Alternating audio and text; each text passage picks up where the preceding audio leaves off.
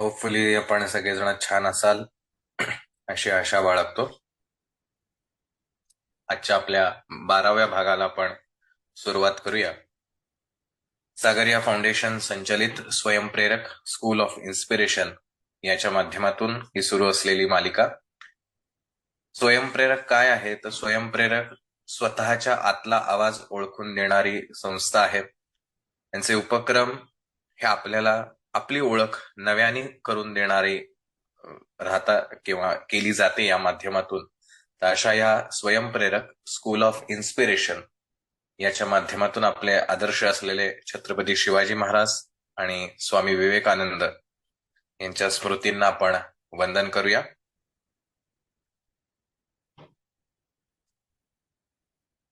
हे आपलं सर्वांचंच आराध्य आहे आणि यांचे आयुष्य हे सदैव येणारा अनेक काळ हे सगळ्यांनाच मार्गदर्शक ठरेल. आपलं इन्स्पिरेशनल कोट आहे, all power with in you, you can do anything and everything. Swami विवेकानंदांनी दिलेला हा विश्वास, ही सकारात्मकता आपल्या प्रत्येकाच्या उरी निर्माण व्हावी आणि आपल्या आयुष्यातील जे काही समस्या आहेत, संकट आहेत, त्या प्रत्येक समस्येला सामोरं जाण्याची हिंमत आपल्यामध्ये स्वामीजींच्या ह्या वाक्यांमधून यावी ही सदिच्छा व्यक्त करतो. आपल्या ह्या प्रवास गीतेच्या आणि शोध स्वतःच्या या मालिकेमधील आपला आराध्य भगवान श्रीकृष्ण यांचंही आपण त्यांनाही वंदन करूया, त्यांची प्रार्थना करूया. वसुदेव सुतं देवं कंसचाणूरमर्दनं देवकी परमानंदं कृष्णं वंदे जगद्गुरुम्. ओम नमो भगवते वासुदेवाय. आतापर्यंतच्या गेल्या 11 भागांमध्ये आपण विविध गोष्टी पाहत आलोय, ज्याच्यामध्ये भगवान अर्जुनाचा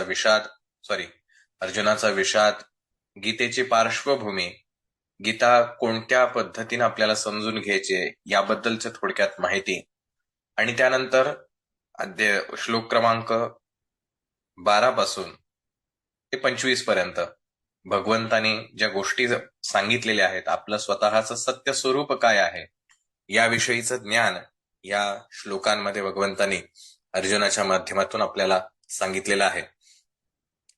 परंतु अनेकदा असं होतं, अनेकदा म्हणण्यापेक्षा नेहमीच असं होतं की ह्या गोष्टी कानाला ऐकायला खूप छान वाटतात, समजतात असंही वाटतं, परंतु प्रत्यक्ष जीवनामध्ये उतरवताना काही जमत नाही.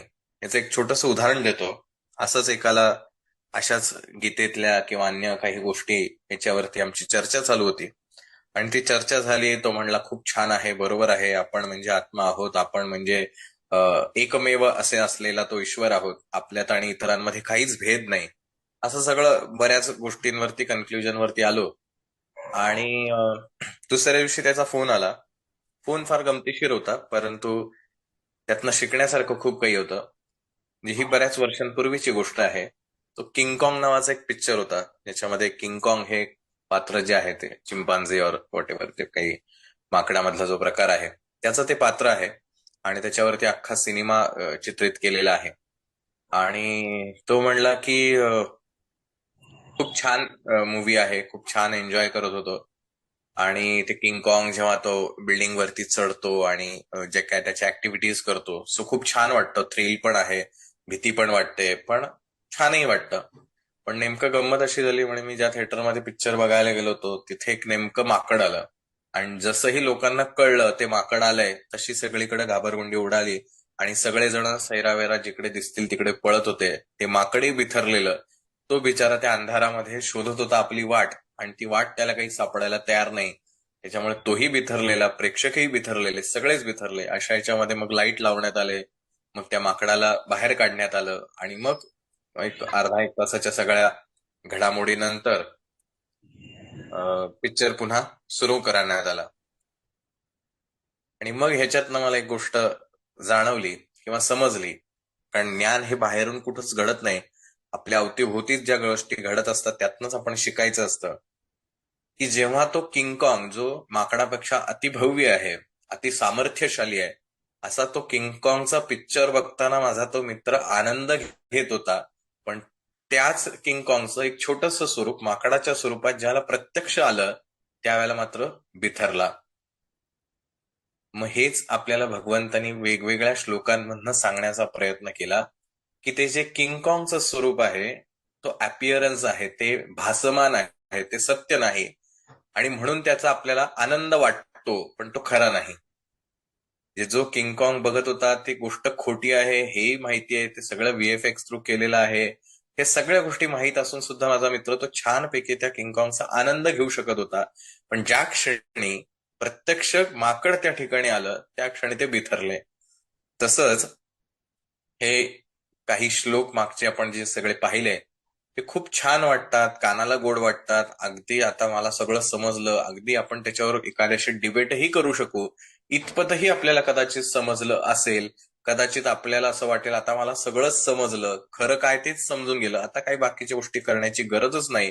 पण नेमकं जेव्हा ते प्रत्यक्ष स्वरूपामध्ये, त्या माकडाच्या स्वरूपामध्ये जेव्हा आपल्या समोर येतं त्यावेळेला मात्र आपली घाबरगुंडी नक्कीच उडते.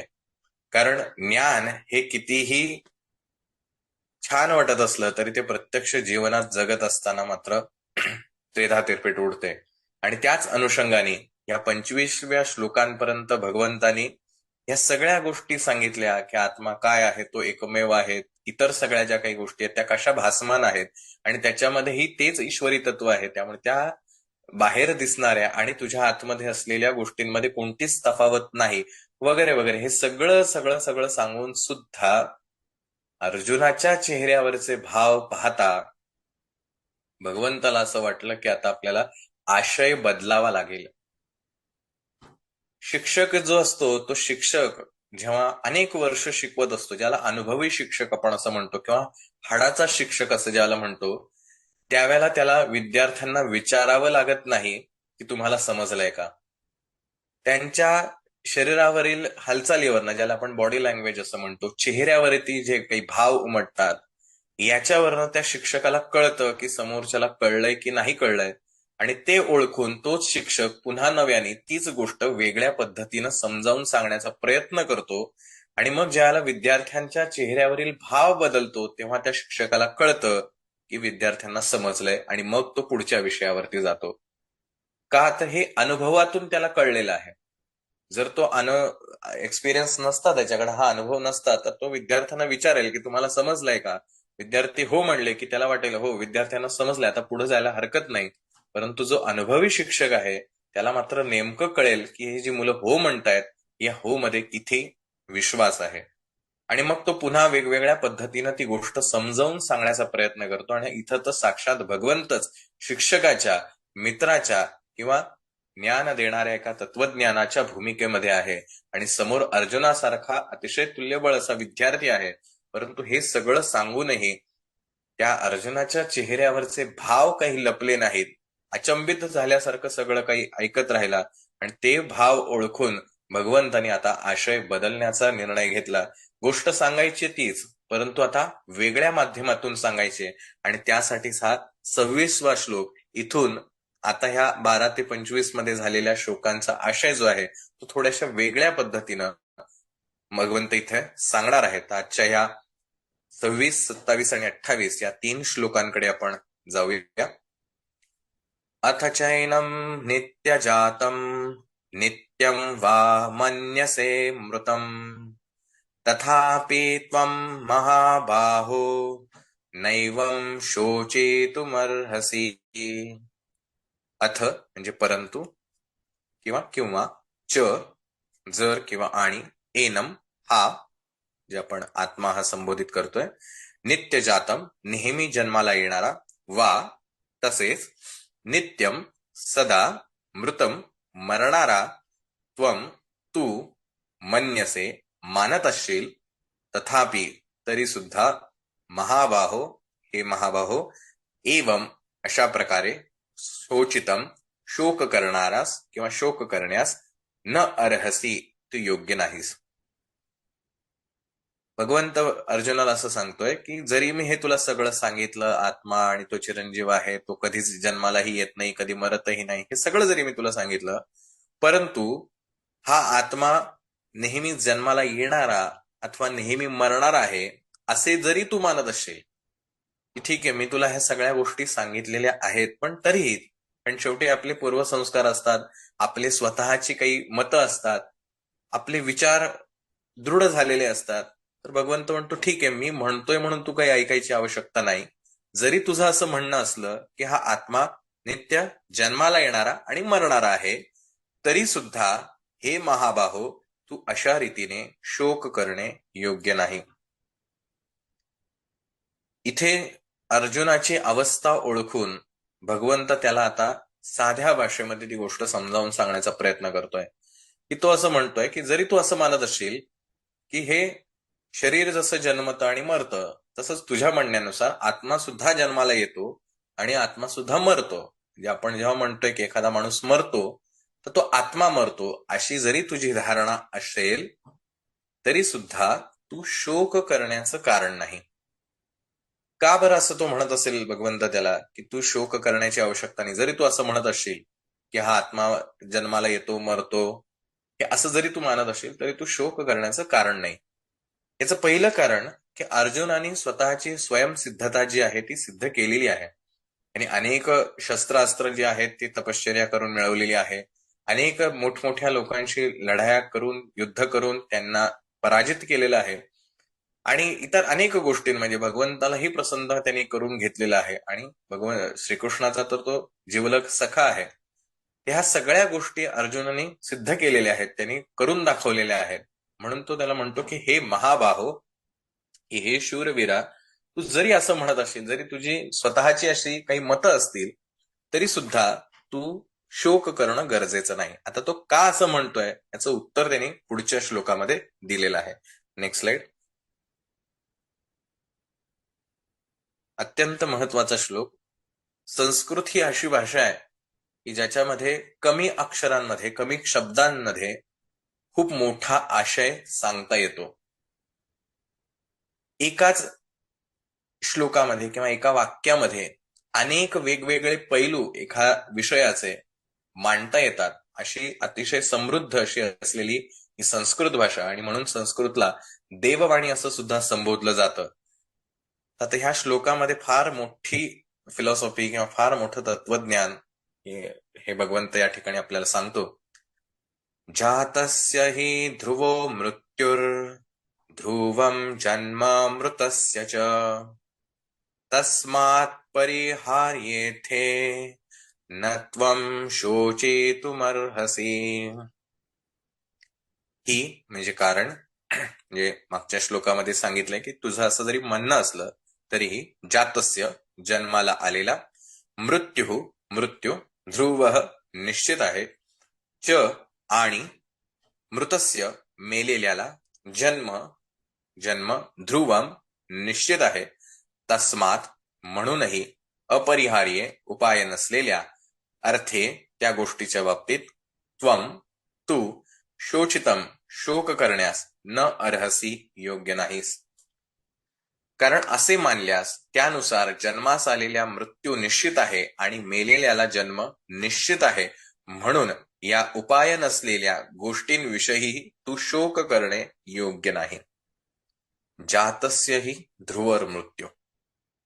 ध्रुव, ज्याला आपण ध्रुव तारा म्हणतो, जो अढळ आहे. जातस्य जन्माला येणारा.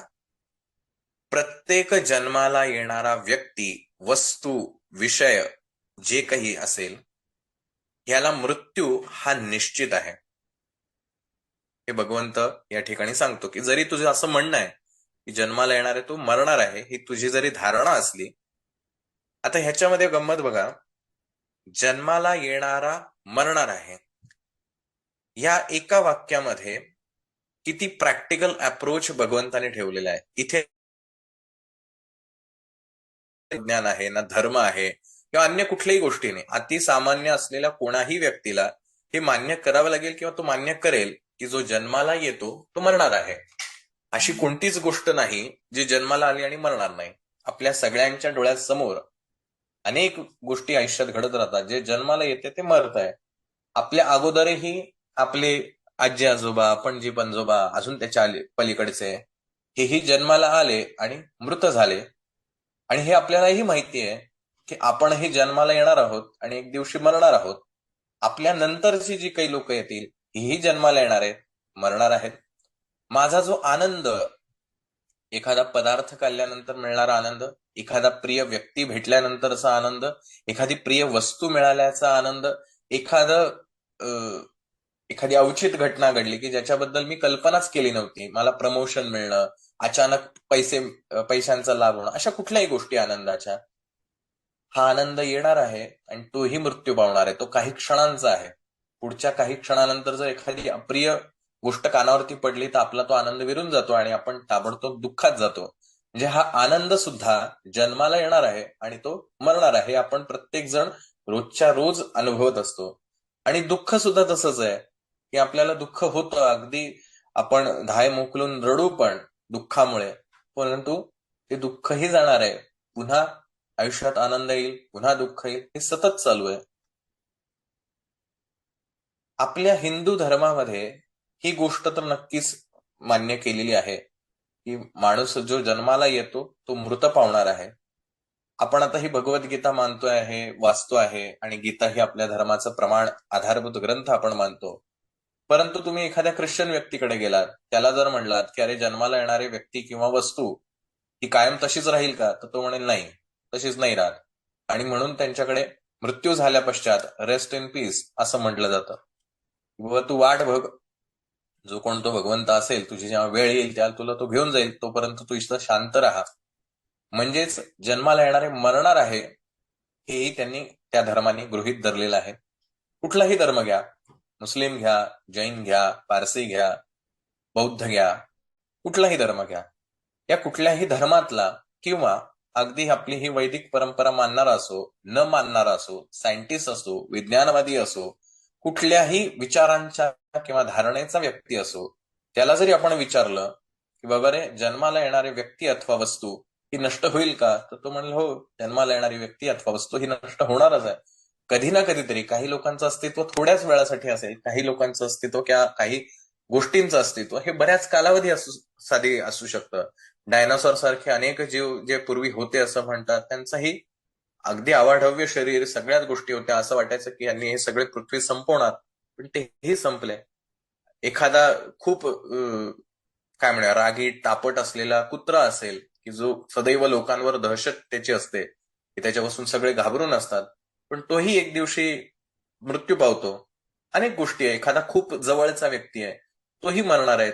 संत, सत्पुरुष, अवतारी पुरुष, ह्या सगळ्यांचाच मृत्यू झालेला आपल्याला माहिती आहे. हे कोणीही अजरामर राहिलेले नाहीत की ते अजन्म शरीराने आपल्या सोबत आहेत असं कोणीही म्हणू शकत नाही.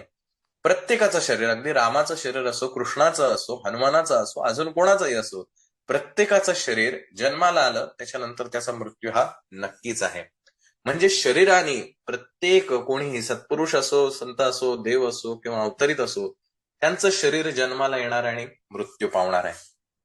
इतकं प्रॅक्टिकल गोष्ट भगवंत अर्जुनाला सांगण्याचा प्रयत्न करतोय की जातस्य ही ध्रुव मृत्यू, जो जन्माला येणार आहे त्याचा मृत्यू अटळ आहे. आपल्या आयुष्यामध्ये आपण दुःखी असतो, ह्याचं कारण आपल्याला ती गोष्ट गमवायची नसते. आपल्याला झालेला आनंद हा जाऊ नये यासाठी आपण आटापिटा करतो. आपले पैसे जपून ठेवणं असेल, कुठल्याही प्रकारचा आनंद असेल, तर ती गोष्ट आपल्या हातातून निसटू नये यासाठी सदोदित प्रयत्न करतो. माणसाला मृत्यूची भीती वाटते, याचं कारण की त्यांनी जे आयुष्यभर कमावलेलं असतं, जगलेलं असतो आयुष्य, हे जाऊ नये इथनं, याचा कधीच अंत होऊ नये अशी भीती त्याच्या मनामध्ये असते. आणि म्हणून मृत्यू ह्या सगळ्याचा शेवट आहे असं समजून त्याला त्या मृत्यूचीही भीती वाटते. परंतु सत्य हे आपल्या कोणाच्याही भावनेवरती किंवा धारणेवरती चालत नाही. सत्य हे सत्यच असतं. जातस्य ही ध्रुव मृत्यू, जो जन्माला येणार आहे तो मृत्यू पावणार आहे. एखादा वाईट मनुष्य, शत्रू असेल, रावणासारखा बलाढ्य व्यक्ती असेल, बळीराजा असेल, अनेक हिरण्यकश्यप असेल, हिरण्याक्ष असेल किंवा अनेक राक्षस, आपले स्वतःचे शत्रू, पूर्वीचे राजे महाराजे झाले त्यांचे शत्रू आणि त्यांचे हितचिंतक आणि मित्र सुद्धा, हेही गेलेले आहेत. इथलं कोणीही टिकून राहिलेलं नाही. प्रत्येकाची वेळ आल्यानंतर त्याला शरीर सोडून जावंच लागेल. म्हणजे जे जन्माला येणार आहे त्याचं अंत किंवा त्या गोष्टीचा शेवट हा ठरलेला आहे, हे अर्जुना तुझं म्हणणं असेल. म्हणून हे सत्य आहे, म्हणून तू शोक करू नकोस. एका वाक्यात प्रॅक्टिकल अप्रोच देऊन भगवंत सोल्युशन सांगण्याचा प्रयत्न करतोय. की ते जाऊन दे, आत्मा अमर आहे किंवा तो चिरंतन आहे, तो जन्माला येत नाही, मरत नाही, ते सगळं सोडून देऊ. पण ही तर गोष्ट मान्य करावं लागेल की जी जन्माला येणार आहे ती वस्तू अथवा व्यक्ती ही अंत सुद्धा तिचा होणार आहे. ध्रुव हे निश्चित आहे. अतिशय समर्पक शब्द वापरलाय भगवंतानी. ध्रुव अढळ आहे, याला चॅलेंज होऊ शकत नाही, निसर्ग नियमात बदल होऊ शकत नाही. जे जे म्हणून काही जन्माला आला असेल ते ते प्रत्येक गोष्ट नाश पावणार आहे. मग तू कशाचा मोह धरतोयस? आणि म्हणून हे अर्जुना तू शोक करणं योग्य नाहीस. कारण तू नाही मारलं म्हणून ते समोरचे मरणार नाहीत असं थोडी आहे. त्यांची वेळ आल्यानंतर ते मरणारच आहेत. कोणीच राहू शकत नाही, कारण हे जीवनाचं अंतिम सत्य आहे. आणि म्हणून तू शोक करणं योग्य नाही. कारण अर्जुनाचा विषाद त्यांनी काय मांडलाय की मी जर युद्ध केलं तर ह्याच्यामध्ये अर्जुन स्वतःही एक गोष्ट सांगतोय की मला युद्ध का करायचं नाही, कारण मला त्या समोर असलेल्या जी माझी माणसं आहेत, माझे गुरु आहेत, माझे आप्तेष्ट आहेत, माझे बंधू आहेत, अशा कोणालाही मला मारायचं नाही. म्हणजे त्याला हे नक्की माहिती आहे की आपली क्षमता नक्की एवढी आहे की आपण ह्यांचा सगळ्यांचा पराभव करू शकतो. आणि या युद्धामध्ये कित्येक लोक मृत पावतील आणि त्याची भीती अर्जुनाला वाटते. म्हणून भगवंत अध्याय पहिला विसरून चालणार नाही की कोणत्या पातळीवर ही गीतेची सुरुवात झाली आहे. अर्जुनाचा विषाद, त्यांनी त्याची समस्या मांडली, त्यांनी त्याचं कन्फ्युजन मांडलेलं आहे, त्यांनी त्याला झालेला द्विधा अवस्था जी आहे ती त्यांनी मांडली आहे भगवंतासमोर. की हे भगवंता, मला हे सहन होत नाही की माझ्या हातून ह्यांचा मृत्यू किंवा ह्यांच्याशी युद्ध करणं, आणि मला हे समजत नाही. त्यामुळे ही जी गोष्ट आहे ही आपल्या प्रत्येकाला मान्य आहे. जगातला असा एकही व्यक्ती आपल्याला सापडणार नाही की जो या तत्वाला किंवा या प्रिन्सिपलला, या नियमाला चॅलेंज करेल. की तो असं म्हणेल की नाही, जन्माला आलेलं कधीच मृत्यू पावत नाही. आणि जसं हे स्थूल गोष्टींबद्दल आहे तसंच सूक्ष्म गोष्टींबद्दल आहे. जसं मगाशी म्हणलं, मिळालेला आनंद क्षणिक आहे. काही वेळानंतर कदाचित 10वीत मला खूप छान मार्क मिळाले, याचा आनंद कदाचित 8 दिवस राहील, 15 दिवस राहील, वर्षभर राहील, पण तोही संपणार आहे. जेव्हा 11वी सुरू होते त्याला 10वीचा आनंद संपलेला असतो. असंच प्रत्येक जीवनात घडलेल्या गोष्टींचा आनंद आहे. कुठलीही तुम्ही तुमच्या आयुष्यातली आनंदाची गोष्ट घ्या, जी कायम आनंदीच कधीच नसते. एक ठराविक काळ असतो, तोपर्यंत त्याचा आनंद आहे. पुन्हा तो काळ संपला की तो आनंद जाणार आहे. पुढच्या नवीन गोष्टींचा उगम तिथे झालेला असतो.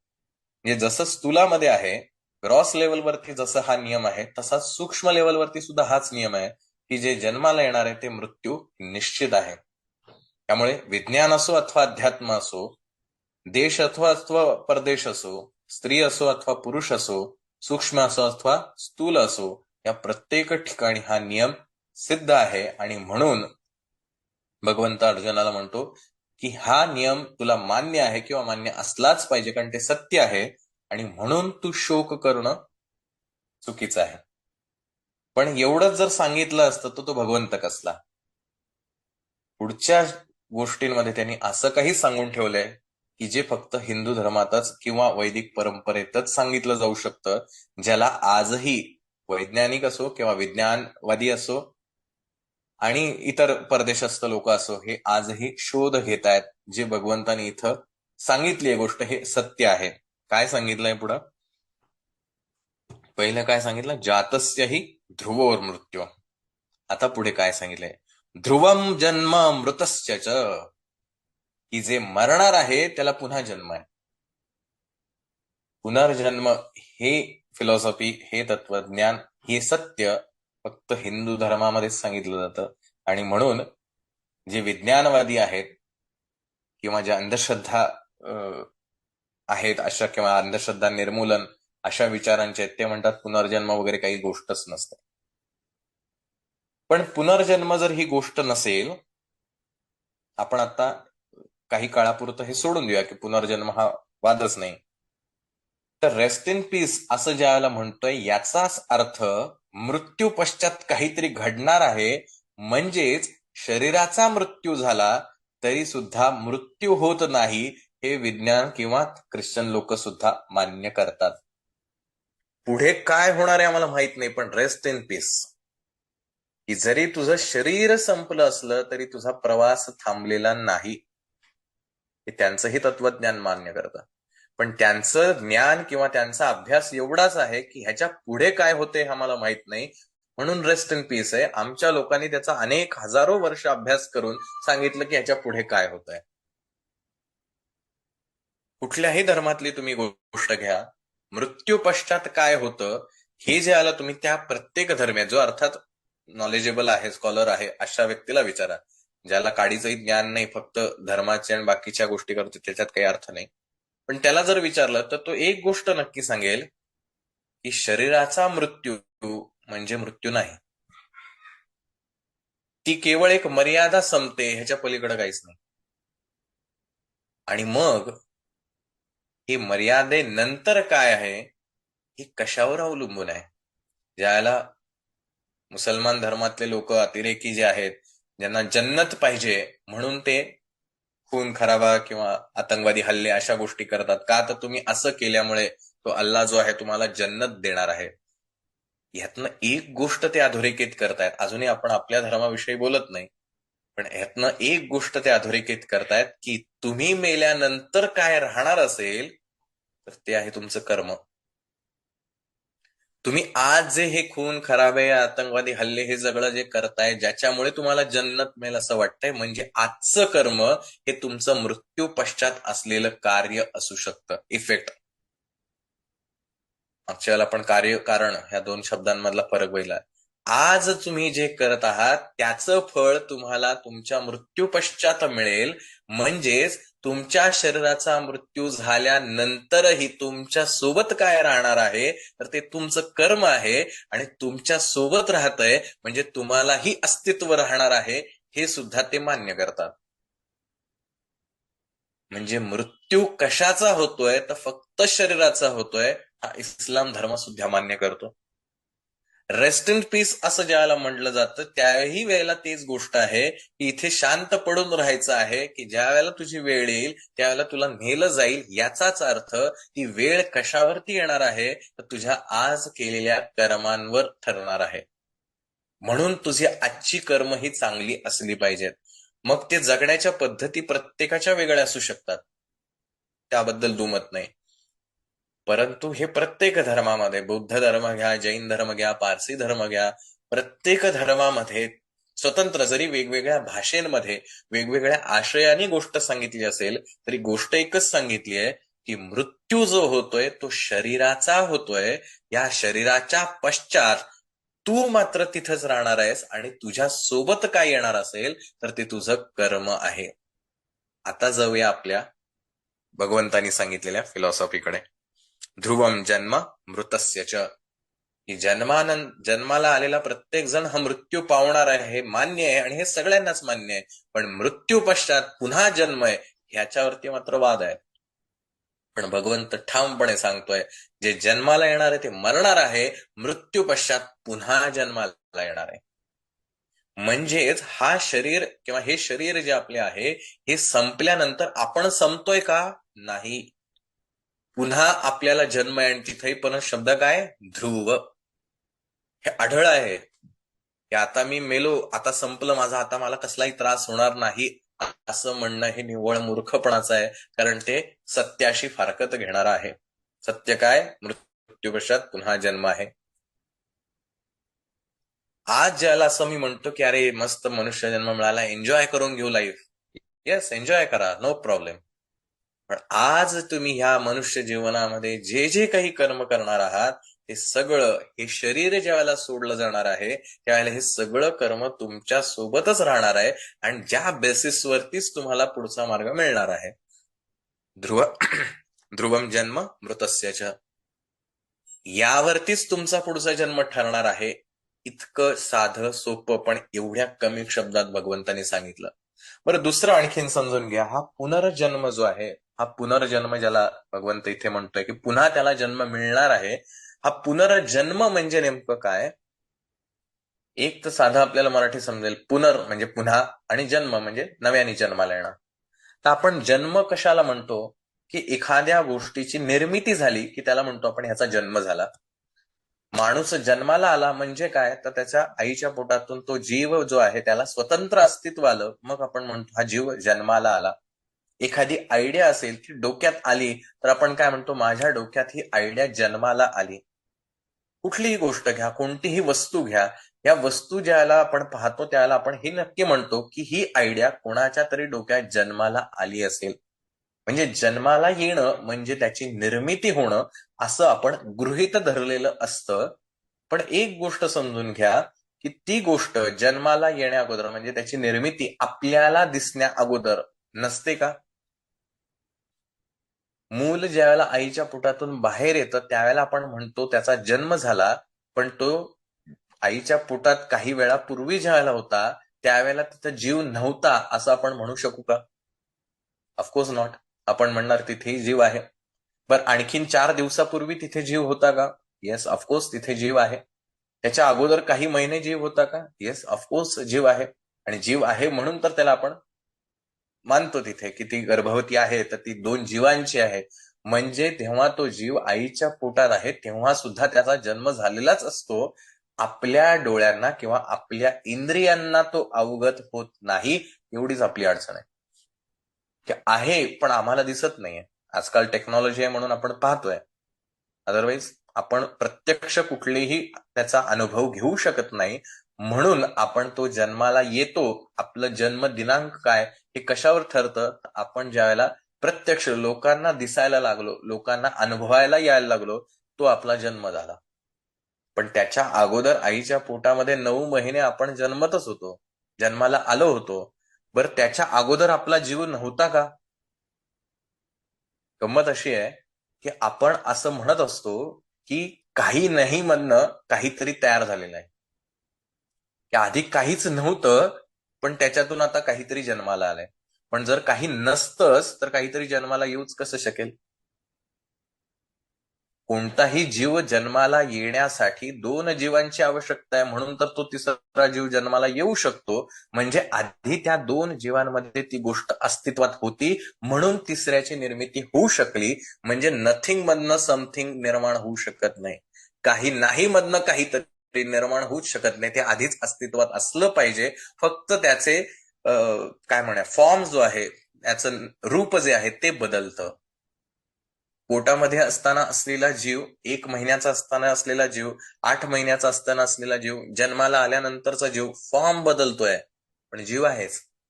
आणि प्रत्येक जीव हा बहुपेशीय असलेला मानव हा सुरुवातीला एकपेशीयच असतो.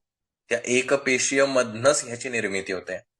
आपल्या डोक्यात एखादा विचार येतो याचाच अर्थ तो विचार आधी कुठेतरी अस्तित्वात असला पाहिजे म्हणूनच मला येऊ शकतो. नथिंग मधनं समथिंग येऊ शकत नाही. हे तुम्ही कुठल्याही फिलॉसॉफीमध्ये किंवा तुमच्या दैनंदिन जीवनात विचार करून बघा की आज मला असं करावंसं वाटतंय, हे कुठून येतंय?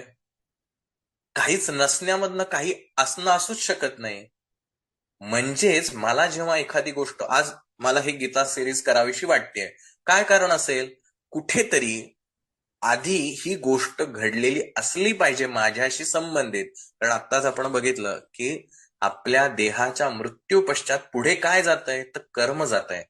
मग कदाचित असं असू शकेल, कदाचित की मागच्या कुठल्या तरी जन्मांमध्ये या गीतेशी माझा कुठून तरी संबंध आला असेल आणि तो संबंध याही जन्मामध्ये ती जी जाणीव आहे, ती जी स्मृती आहे, ती स्मृती कुठेतरी माझ्यामध्ये जागृत झाली असेल आणि त्या जागृतीचा परिणाम स्वरूप मला अशी इच्छा झाली असेल की ही गीता सांगावी, जेवढी मला समजलेली. तुम्हाला ती गीता ऐकावीशी वाटतेय, तुम्ही दर शनिवारी जॉईन करताय, ह्याचं कारण कुठेतरी तुमच्याही जन्मामध्ये तुम्ही या ज्ञानाशी कधीतरी कुठेतरी जोडलेला गेला असाल म्हणून तुम्हाला आज ते हवं असं वाटलं पाहिजे. कारण नथिंग मधनं समथिंग निर्माण होऊ शकत नाही. तुम्हाला जॉईन करावंसं वाटतं, हे वाटणं आलं कुठून? ते कुठेतरी असलं पाहिजे, मगच ते येऊ शकतं. मग ते कुठेतरी असलं पाहिजे म्हणजे कशामध्ये आहे, तर जो आपण पहिल्या भागामध्ये पाहिला होता, कारण देह, की जे माझे अनेक पूर्वी जन्म होऊन गेले, त्या पूर्वीच्या जन्मांमध्ये मी जी काही कर्म केलेली आहेत, त्याचे जे कॉज तयार केलेत, कारण तयार केलंय, त्या कारणाचं आज मला इफेक्ट स्वरूपात दिसतंय. जातस्य हि ध्रुव मृत्यू ध्रुवम जन्म मृतस्य च. जे जन्माला येते ते मृत्यू पावणार, आणि जे मृत्यू पावणार ते पुन्हा जन्माला येणार आहे. मागच्या जन्मांमध्ये कुठेतरी अर्धवट सुटलेला हा प्रवास या जन्मात कदाचित पुन्हा सुरू झाला असेल. जे जन्माला आलं होतं ते कदाचित काही वर्ष मागच्या जन्मांमध्ये मृत्यू पावला असेल, संपलं असेल, थांबलं असेल, पण ते पुन्हा जन्माला येणार आहे. आज पुन्हा मला त्या गीतेविषयी किंवा ह्या भारतीय तत्वज्ञानाविषयी, वैदिक परंपरेविषयी मला ओढ वाटणं, हेच मुळात कारण आहे की माझ्या आधी काहीतरी हे घडलेलं असेल. सगळ्यांनाच असं वाटण्याचं काही कारण नाही, सगळ्यांना तसं वाटतही नाही. त्यांच्या आयुष्यात ती गोष्ट जर आधी घडलेली असेल, काहीतरी असेल, तरच त्यातनं पुन्हा निर्माण होऊ शकतं. जर जन्मच नाही तर मृत्यूही घडू शकत नाही, आणि जर मृत्यूच नसेल तर जन्मही घडू शकत नाही. जे काहीतरी असल्याशिवाय नवीन निर्मिती होऊ शकत नाही, आणि जी निर्मिती होते त्यासाठी काहीतरी कारण असलं पाहिजे. मग हा जो पुनर्जन्म आहे, मग तो माणसाचा आहे, विचारांचा आहे, भावनांचा आहे, सर्व पातळीवरती असलेल्या ज्या ज्या गोचर होणाऱ्या गोष्टी आहेत अथवा अगोचर असलेल्या गोष्टी आहेत, यांचा जन्म आणि मृत्यू हे सतत होत राहणार आहे. मग मी ज्या वेळेला एखाद्या ठिकाणी जन्माला येतो, याच्या मागेही कारण असलं पाहिजे. विदाऊट कारण तर काहीच घडत नाहीये. मग मी मागच्या जन्मात कुठल्या ना कुठल्या अनेक जन्म झाले असतील आतापर्यंत, अनेक हजारो लाखो झाले असतील, मला नाही माहिती, मला आठवतही नाही. पुढे येणार आहे त्या श्लोकांमध्ये, मला नाही आठवत आहे त्या गोष्टी. पण मी जे जी कर्म आजपर्यंत करून माझं स्वतःचं जे अकाउंट तयार केलेलं आहे, ज्याला आपण कारण देह असं म्हटलंय, की त्या कारण देहात जे स्टोअर आहे ते वेळेअनुरूप बाहेर प्रकट होत आहे. आणि आज त्याची मला इच्छा वाटते. एखाद्याला गोड खूप खावंसं वाटतं, एखादा पदार्थ खूप आवडतो, स्पेसिफिक पदार्थ असतो की जो त्या पदार्थासाठी खूप वेडा असेल. एखाद्याला एखादा विचार खूप आवडतो, एखादा संत आवडतो, एखादा सत्पुरुष आवडतो, स्वामी विवेकानंद आवडतात, कोणाला शिवाजी महाराज आवडतात, कोणाला आणखीन कोणी आवडत असेल. प्रत्येकाचे आपापले विचार आहेत, प्रत्येक जण स्वतंत्र आहे, आपल्या घरात सुद्धा अनेक लोक स्वतंत्र आहेत. याचंच कारण त्यांच्या मागील जन्मामध्ये जे जे त्यांनी तयार करून ठेवलेले कॉजेस आहेत, इफेक्ट नाही बघायचे. त्यांनी कोणाला मारलं होतं आणि कोणाला पकडलं होतं आणि कोणाला मदत केली होती, डझंट मॅटर.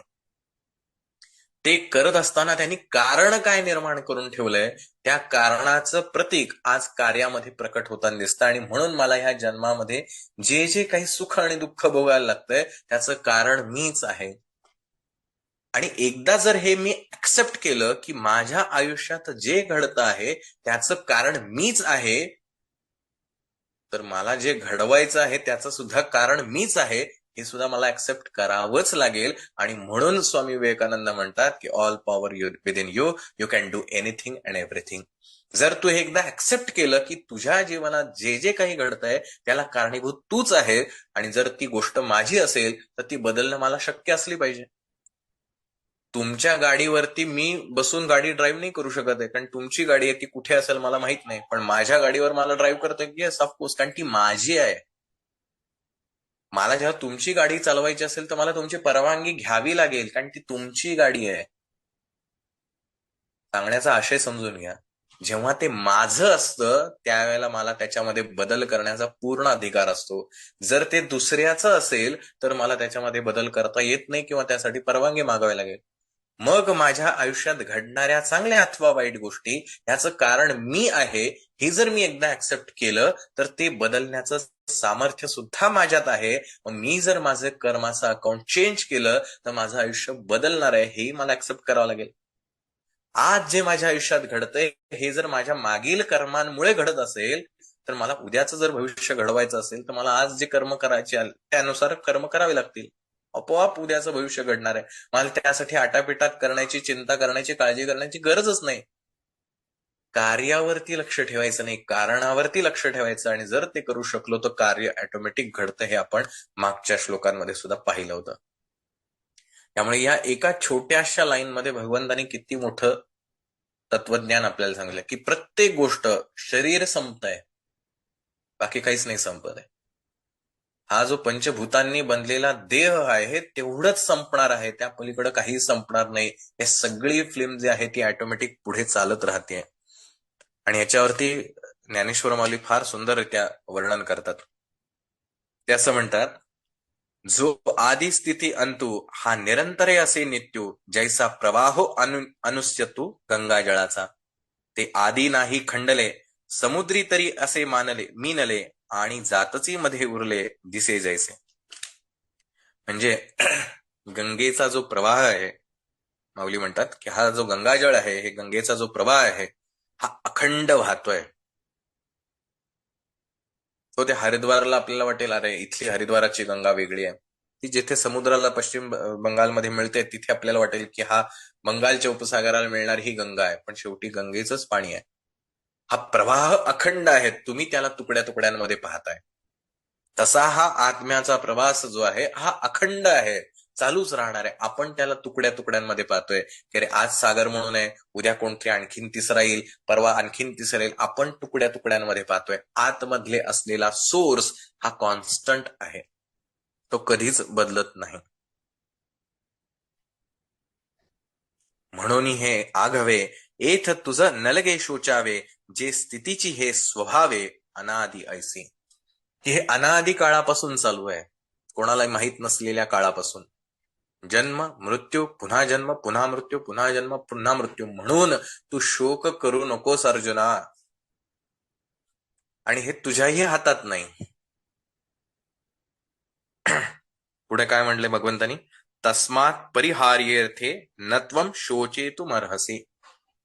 की हे जे आहे ती अपरिहार्यता आहे, तू काही करू शकत नाहीस. तू म्हटल्याने हे चक्र थांबणार नाहीये की नाही नाही मला मरण नाही पावायचं. अरे असं नाही होऊ शकत आहे, मरणार आहे, हे शरीर संपणार आहे. जे मार्कंडेय ऋषी आपण चिरंजीव आहेत तसं म्हणतो, त्या मार्कंडेय ऋषींचा देह चिरंजीव नाहीये, देह त्यांना सोडावाच लागला. कुठलाही जीव कितीही मोठा असला, प्रत्यक्ष भगवंत जरी इथे जन्माला आला तरी सुद्धा त्याला हे शरीर सोडावंच लागणार आहे, कारण जे जन्माला येणार आहे ते मृत्यू पावणारच आहे. कॉन्स्टंट काय, गंगाजळाचा प्रवाह, तो कधीच थांबलेला नाही, थांबणार नाही. आणि म्हणून शोक करू नकोस. माझ्याही आयुष्यामध्ये मला दुःख होतं, त्रास होतो, आनंद होतो, एखादी गोष्ट अचीव्ह केल्याचा प्रचंड आनंद होतो. आता इथे प्रॅक्टिकल अप्रोच भगवंत आपल्याला सांगतोय की ठीक आहे, ते बाकीचं सगळं ते आत्मान चैतन्य सोडून दे, नाही तुला कळलं तरी हरकत नाही, कारण ते इतकं सोपंही नाही. पण ही गोष्ट तुला लक्षात घ्यावी लागेल की जे जन्माला आलंय ते मृत्यू पावणार आहे. मग आता मी माझ्या आयुष्यामध्ये एखादी गोष्ट माझ्या आयुष्यामध्ये वाईट झाली, मी जर तीच उगाळत बसलो, तीच माझ्या आयुष्यात करत बसलो तर काय होणार आहे? काही नाही, ती जन्माला आली मृत्यू पावणार, मृत्यू आले की जन्म होणार आहे, कॉन्स्टंट आहे. मी काहीच बदला नाही करू शकत, अपरिहार्यता आहे माझी. मी फक्त बघू शकतो त्या गोष्टींकडे. भगवंतांनी सांगितलंय हे कोणाच्याही कंट्रोल मधलं नाही. उपाय नसलेल्या असा जो शब्द प्रयोग केलाय, त्याला उपायच नाही काही. आपण ठरवून सुद्धा काही करू शकत नाही. मग तुम्ही काय करू शकता?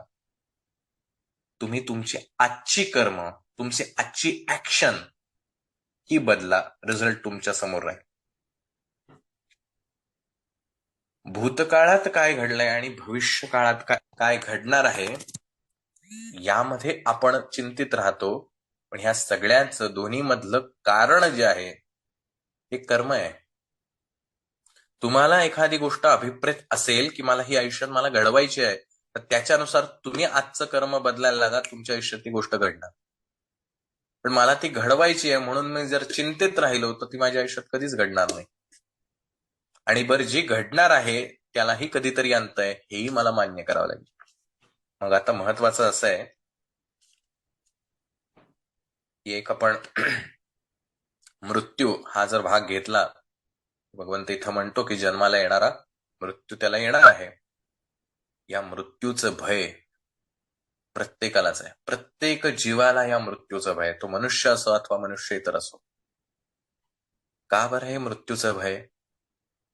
मगाशी आपण बघितलं नथिंग मधनं समथिंग निर्माण होऊ शकत नाही. आधी काहीतरी असलं पाहिजे. त्याच्यातूनच ते फक्त वेगळ्या फॉर्ममध्ये, वेगळ्या रूपामध्ये व्यक्त होत राहतं. मग हे जी मृत्यूची भीती आहे, या भीतीमागचं कारण काय? या भीतीमागचं कारण त्या जीवानी, तो जो आत आहे, हे शरीर नाही, या शरीराच्या आतमध्ये जो आहे, त्यांनी आजवर अनेकदा स्वतःचे मृत्यू अनुभवलेले आहेत. आजवर अनेक वेळेला त्यांनी स्वतःच्या मृत्यूच्या वेदना सहन केलेल्या आहेत आणि ही स्मृती त्याच्या जीवामध्ये, कारण देहामध्ये स्टोर असल्यामुळे मृत्यूची भीती आजही जीवाला वाटते. कारण त्याला माहितीये मृत्यू काय असतो आणि पुढे काय घडणार आहे.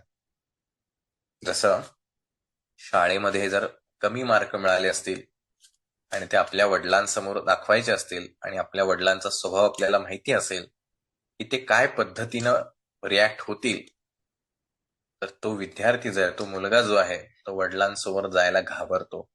कारण त्याला आधीची स्मृती आहे की असं जर झालं तर वडील काय करतात. जर तसं नसतं त्याच्या स्मृतीमध्ये, आधी कधी अशा आयुष्यात गोष्टी घडल्याच नसत्या, तर कमी मार्क मिळाले म्हणून त्याला भीती नसती वाटली की वडिलांसमोर कसं, कारण त्याला माहितीच नाही ना वडील काय रिॲक्ट करणार. स्मृतीच नाहीये, स्टोरेजच नाहीये. पण त्याला माहिती आहे म्हणून त्याची भीती वाटते वडिलांसमोर जायची. तसंच या मृत्यूची भीती का वाटावी? कारण या अगोदर अनेक वेळेला, हजारो लाखो वेळेला या जीवाने आपल्यामध्ये जो समावलेला आहे, जो आपलं सत्य अस्तित्व आहे, त्याला हे माहिती आहे की हा मृत्यू म्हणजे काय. मला नाही माहिती, माझ्या मेंदूला ही गोष्ट माहिती नाही, म्हणून मेंदूला कळत नाही मृत्यू म्हणजे काय. भीती वाटतेय मनाला. कारण ह्या मनाला भावना निर्माण करणारा जो आहे, त्याला माहितीये हे काय होतंय. हा मृत्यू म्हणजे काय.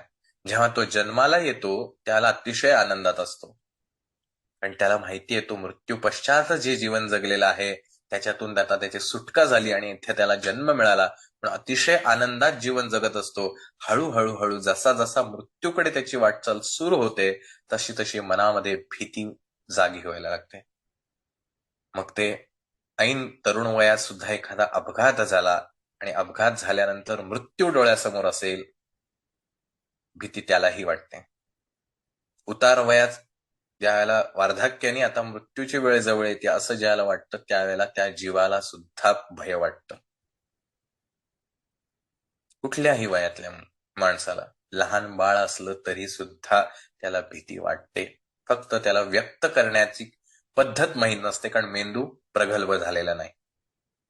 की दुःख झाल्यावर काय करायचं हे त्या बाळाला माहिती नसल्यामुळे तो व्यक्त होऊ शकत नाही. पण भीती मात्र त्यालाही होते, त्यालाही वाटते आणि त्या भीतीपोटीच अनेकदा जीव गमवावाही लागतो. त्यामुळे भीती ही का निर्माण झाली आहे? कारण या अगोदर हे मी भोगलेलं आहे, अनुभवलेलं आहे आणि त्या स्मृती, त्या मेमरी माझ्याकडे स्टोअर आहेत आतमध्ये, ज्याला आपण चित्त असं म्हणतो.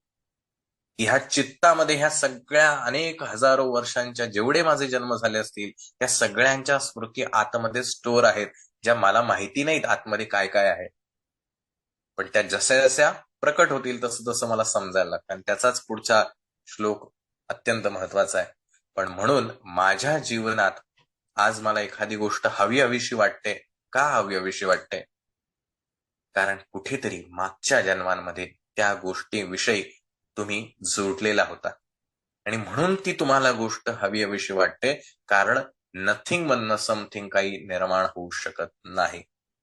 जर ती तुमच्याकडे स्मृती नसतीच तर तुम्हाला त्याविषयी आकर्षण वाटण्याचं काही कारणच नाही. आकर्षण वाटलं तर वाटलं, त्याच्यातून तुम्हाला प्रेम वाटण्याचं काही आवश्यकता नाही, त्याच्यातून तुम्हाला आनंद वाटण्याची काही आवश्यकता नाही, पण तुमच्याकडे स्मृतीच नाहीये. कल्पना करून बघा, एखाद्याचा मेमरी लॉस झालेला आहे, असा पेशंट तुमच्या समोर आहे. त्याला मारलं काय किंवा नाही मारलं काय, पॅरालिसिस झालेला आहे, एखाद्या स्पायनल डॅमेज झालेली आहे, त्याला तुम्ही वेदना दिलीत, काही फरक पडत नाही. कळतच नाही ना काय होतंय. ती वेदना समजतच नाही, मेंदूपर्यंत कळतच नाही. जरी ती गोष्ट घडत असली तरी त्याची स्मृती जी आहे त्याला रिस्पॉन्स करण्यासाठी जे काही मेंदूमध्ये आवश्यक गोष्टी आहेत तो कनेक्शनच होत नाही, तो मेसेजच कन्व्हे होत नाही. म्हणून ती गोष्ट जरी घडत असली तरी त्याची वेदना त्याला जाणवत नाही. स्मृती मिळून झालेला एखादा व्यक्ती असेल, त्या व्यक्तीला समोर आपला मुलगा आहे का मुलगी आहे का कोण प्रिय व्यक्ती काही घेणं नसतं.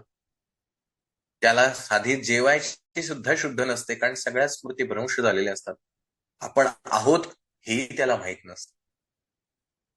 या स्मृती इतक्या महत्वाच्या आहेत. मग मला एखाद्या विषयी, व्यक्तीविषयी किंवा एखाद्या घटनेविषयी, एखाद्या विचाराविषयी आत्मीयता वाटते, याचाच अर्थ माझं त्याच्याशी काहीतरी कनेक्शन असलं पाहिजे. कुठेतरी त्या गोष्टींविषयी त्यातलं जे कंटेंट आहे, त्या कंटेंट विषयी किंवा तो जो कॉन्टेक्स्ट आहे त्या कॉन्टेक्स्ट विषयी कुठेतरी माझं कनेक्शन असलं पाहिजे. जे मला माहित नाहीये कुठे कनेक्शन आहे, पण ते असलं पाहिजे. कारण जेव्हा माझा जन्म झालाय याचाच अर्थ माझा कधीतरी मृत्यू झालेला असलाच पाहिजे. आणि ज्या अर्थी तो मृत्यू झालाय या अर्थी मी कधीतरी जन्माला आलोच पाहिजे. आणि हे जन्म आणि मरणाचं चक्र सतत चालू आहे. पण त्याच्या अगोदर जन्म झालाय म्हणजे त्याच्या अगोदर मृत्यू झालेला असला पाहिजे. म्हणजे हे सतत चक्र जे आहे म्हणजे एक वर्तुळ आहे, की ज्या वर्तुळाला उगम आणि अंत नाहीच आहे, ते नुसतंच वर्तुळ कंटिन्युअस आहे.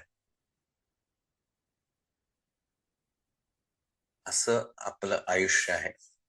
म्हणून भगवंत अर्जुनाला सांगतो की हे अर्जुना, तू शोक करण्याचं काही कारण नाही. कारण हे सर्कल आहे, तू कुठूनही सुरुवात केली तरी काय फरक पडतोय. ठीक आहे, मला माझ्या आयुष्याच्या उशिरा कळलं की मला हे असं जगलं पाहिजे, हरकत नाही ना. वर्तुळाच्या कुठल्याही पॉइंट पासून सुरुवात करा ना, तोच तुमचा सुरुवातीचा बिंदू.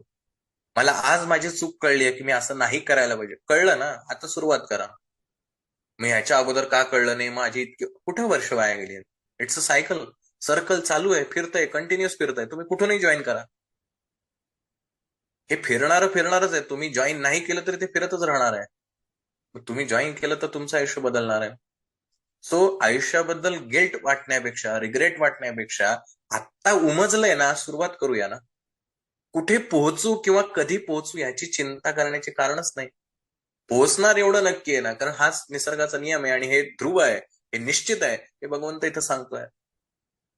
आणि अपरिहार्य आहे ती माझ्यासाठी गोष्ट. मी केली नाही तरी ती मला करावीच लागणार. मी त्या वाऱ्याच्या चक्रामध्ये अडकलं जाणारच आहे. मी स्वतःहून काही नाही केलं तरी ती घडणार आहे गोष्ट. मग केलं तर जास्ती चांगलं होईल ना, इफेक्टिव्ह होईल. जाणून बुजून एखादी गोष्ट करणं आणि अजाणतेपणाने एखादी गोष्ट होणं ह्याच्यात फरक आहे. मी ठरवून किंवा व्यवस्थित शिस्तबद्ध गाडी चालवणं आणि हातात दिली गाडी, आता जातो कशी जाईल तशी, असं म्हणणं, ह्याच्यातलं अंतर तुम्हाला नक्कीच समजू शकेल. मग जर मला हे तत्व समजतंय, माझ्या आयुष्यात काय करायचं हे जर मला निश्चित माहिती असेल, तर बदल करणं आज तुमच्या हातात आहे. आत्ता या क्षणापासून हातात आहे. हेच भगवंत आपल्याला इथनं सांगू पाहतोय. आणि नाही केलं काय फरक पडणार आहे. बरं नाही केलं, बरं नाही, मला कळलं पण माझ्याकडनं झालं नाही, काही फरक नाही पडणार आहे. तुम्ही जे कर्म करणार आहे त्याच्यानुसार तुमचं नेक्स्ट बर्थ कन्फर्म आहे. काही त्याला अल्टरनेटिव्ह नाहीच आहे. जे मी केलं नाही म्हणून मला पुढचा जन्म मिळणार नाही असंही नाही, किंवा मी आता खूप एफर्ट्स घेतलेले आहेत, खूप छान वागलेलो आहे आणि आणि म्हणून मला पुढचा जन्म मिळणार नाही असंही होणार नाहीये. हे कंटिन्युअस चालणारी प्रोसेस आहे. पुनरपि जननम पुनरपि मरणम पुनरपि जननी जठरे धार्या. जन्मायचंय, मरण पावायचंय, पुन्हा आईच्या पोटात जायचंय, पुन्हा जन्म घ्यायचा, हे चालूच राहणार आहे. हे भगवंता आम्हाला ह्यातनं बाहेर पडायचं आहे. याची उत्तर अख्ख्या गीतेमध्ये सांगितली. आज मला खूप मोठेपणा वाटतो की अरे मी केवढे काय, आजकाल व्हॉट्सअप आहे, सोशल मीडियावर माझे एवढे व्ह्यूज, एवढे लाईक्स, एवढं हे. ओके, नो प्रॉब्लेम, वाटण्याबद्दल काही दुमत नाही. पण हे संपणार आहे. जे जन्माला आलंय ते संपणार आहे. हा तर निसर्गाचा नियम आहे. आज ज्याचा उदो उदो चालू आहे ती व्यक्ती उद्या काही वर्षांनी, काही दिवसांनी अस्त झालेला दिसेल. उगवलेला सूर्य सुद्धा अस्ताला जातो. भले आपल्याला डोळ्यांना दिसण्यासाठी का असं, पण तो होतो. प्रत्येक गोष्टीला अंत आहे आणि ज्याला अंत आहे त्याला पुन्हा निर्मिती आहे. आणि म्हणून हे सृष्टीचं गाडं सतत चालू आहे. किती करोडो लाखो वर्षांपासून आपल्याला नाही माहिती, हे चालूच आहे. ते कधीच थांबू शकत नाही. कारण मृत्यू जर झाला, ते थांबलं तर पुन्हा निर्मिती होणार आहे. हेच तर तत्व आहे. आणि म्हणून भगवंत अतिशय प्रॅक्टिकल अप्रोच ठेवून कुठेही अध्यात्म विज्ञान किंवा अन्य कुठल्याही गोष्टी न सांगता अतिशय व्यावहारिक गोष्ट अर्जुनाला सांगतोय की बाबा रे, तू हे केलं किंवा नाही केलं तरी सुद्धा ही गोष्ट घडणार आहे, म्हणून तू शोक करण्याचं काही कारण नाही. की तुला जे दुःख वाटतंय की माझ्यामुळे हे मरतील, तू नाही मारलेस तरी ते मरणार नाही. माझ्यामुळे माझ्या प्रियजनांना काहीतरी तू नाही केलं तर त्यांना होणार आहे. मग तू चांगलं काहीतरी कर. सो माझ्यामुळे मी हे असं केल्यामुळे असं काहीतरी होईल असं ज्यावेळेला आपण म्हणतोय त्यावेळेला नेमकं आपल्याला लक्षात घ्यायला पाहिजे आपण जे म्हणतोय त्याच्या मागचा अर्थ आपल्याला तरी नेमका माहिती आहे का? हे काय केल्याने काय होणार आहे? नथिंग मधनं समथिंग कधीच होऊ शकत नाही. Is equal to M C square असं जे आईन्स्टाईनने सूत्र सांगितलं. एनर्जी जी आहे ती कशावरती अवलंबून आहे? प्रपोर्शन काय आहे त्याचं? एम वरती आहे. मास जे आहे, वजन जे आहे त्या गोष्टीचं, म्हणजेच मॅटर. तुमच्यावरती अवलंबून आहे तुमच्यातली एनर्जी किती मोठी होणार. इलेक्ट्रिसिटीच्या वायरिंगमध्ये तुम्ही किती बल्ब लावायचा हे इलेक्ट्रिसिटीला काही घेणं देणं नाही. तुम्ही छोटा लावा, छोटा प्रकाश पडेल. मोठा लावा, मोठा प्रकाश पडेल. आणखीन वेगळं काहीतरी लावा, त्याचा उपयोग तुम्हाला करता येईल. त्याला एनर्जीशी काही घेणं देणं नाही. तुम्ही जे मास लावणार आहे त्याच्या प्रपोर्शनली एनर्जी तिथे मिळणार आहे. मग आपण जेव्हा म्हणतो 1 वॅटचा बल्ब, 10 वॅटचा बल्ब, 50 वॅटचा, ती जे मॅटर आहे त्याचं वेट आहे, त्याच्या प्रपोर्शनली एनर्जी चालणार आहे. हेच सूत्र व्यवहारात सुद्धा आपण वापरतो. एमएससीबीने आपल्याला वीज दिली म्हणजे काय भरमसाठ बिल येत नाहीत. आपण जेवढं वापरू त्या प्रपोर्शनने आपल्याला बिल येणार आहे. सेम वे माझ्या मध्ये असलेली जी शक्ती आपण म्हणतोय, एनर्जी म्हणतोय, सोल म्हणतोय, व्हॉट एव्हर आहे, ती किती काम करणार आहे? प्रपोर्शन टू युअर मास. तुम्ही कसं कर्म करताय ह्याच्यावरती ती एनर्जी तुम्हाला हेल्प करणार. ही एनर्जी कॉन्स्टंट आहे, तिथंच राहणार आहे. पण प्रपोर्शनली कशाशी आहे? मॅटरशी आहे. तुमचे विचार, तुमची धारणा, तुमची कृती काय आहे याच्यावरती ते. आपण बऱ्याचदा असं म्हणतो की अरे मी देवाची एवढी सेवा करतो पण देव मला काहीच पावत नाही, मला मदत करत नाही. देव तिथंच आहे. एनर्जी आहे ना तो. इट्स प्रपोर्शन टू युअर मास. तुम्ही मासवर कॉन्सन्ट्रेट करा. तुम्ही कुठेतरी चुकताय म्हणून एनर्जी तुम्हाला तेवढी मिळत नाही. एनर्जीचा काहीच त्याच्यामध्ये संबंध नाही. M is directly proportional, is equal to directly proportional to the m because c is constant. कॉन्स्टंटला बदलणं आपल्या हातात नाहीये. आपल्या हातात बदलणे एम. तुमच्या आयुष्यात काय घडवायचंय हे तुम्हाला ठरवावं लागेल. एनर्जी कायम तुमच्या सोबत असते. ती कधीच जाऊ शकत नाही किंवा असं म्हणू शकत नाही थोड्या वेळाने येते, आता रात्री झोपलोयस आता एनर्जी देत नाही, उद्या सकाळी उठलं की येते. नो, ती कायम असते. तो जो ईश्वरी भाग आहे हा सदैव 24 तास, तुम्ही म्हणा अथवा न म्हणा, तुम्ही माना अथवा न माना, तुम्ही स्वीकारा अथवा अस्वीकार करा, ती एनर्जी तिथेच असते. तुम्हाला कसा त्याचा यूज करून घ्यायचा, इट्स अप टू यू. आणि म्हणून भगवंत या ठिकाणी सांगतोय जातस्य हि ध्रुव मृत्यू ध्रुवम जन्म मृतस्य च तस्माद अपरिहारार्थे न त्वम शोचेतुर्मर्हसि. आणि म्हणून हे अर्जुना, तू शोक करण्याचं काही कारण नाही. पण तू शोक केला काय, नाही केला काय, जे मरणार आहेत ते मरणारच आहेत. कारण हे तू ठरवत नाहीयेस, ते ऑलरेडी प्री प्लॅन्ड आहे सगळं. तुझं काम कर. तुला जे वाटतंय की मी नाही केलं तर ते वाचतील किंवा मी केलं तर ते मरतील, असं काहीच नाहीये. जे जन्माला आलाय त्यांचा मृत्यू हा निश्चित आहे, त्याचा कालावधीही निश्चित आहे. तू तुझं कर्म कर. आणि अर्जुनाने हा विषाद मांडला होता की मी जर यांना मारलं तर माझे वंशज मला काय म्हणतील.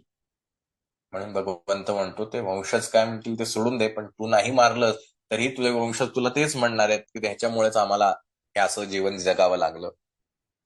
तो जर तिथे अर्जुन लढला असता तर आज आम्हाला आमचं राज्य मिळालं असतं, आम्ही राजे असतो, हे तुझे वंशजही म्हणणार आहेत. तुझे वंशज काय म्हणणार आहेत म्हणून तू तुझं कर्म ठरवू नकोस. जे योग्य आहे ते कर्म तू करणं आवश्यक आहे. सो जातस्य हि ध्रुवो मृत्यूर ध्रुवम जन्म मृतस्य च. त्यामुळे मृत्यू पश्चात हे शरीर संपल्यानंतर आपण संपतो ही धारणा मनातनं काढून टाकणं आवश्यक आहे. तर ती आपल्या धर्माचीच धारणा आहे. त्यामुळे मृत्यू पश्चात हे जीवन चालूच असतं. शरीर संपलं म्हणून गोष्ट संपत नाही. मी आज काही केलं नाही, मी ठीक आहे, माझ्यात शक्तीच नाहीये, मी कानाशी लढू पण शकत नाही, इतकी माझी शक्तीच नाही. मी दुःख भोगत राहीन. हा, आपण असं फॉर एक्झाम्पल गृहीत धरूया की एखादा म्हणला की नाही बाबा, मला यांच्याशी काही लढण्याची एवढी शक्ती नाही, मी यांच्याशी वाद घालू शकत नाही, किंवा मी माझ्या आप्तेष्टांना, माझ्या आई वडिलांना कोणतरी त्रास देते, मी शांत बसून राहणार आणि मी नाही कर्म केलं. काय होणार आहे? हे कर्म आपल्या नावाने तयार झालं.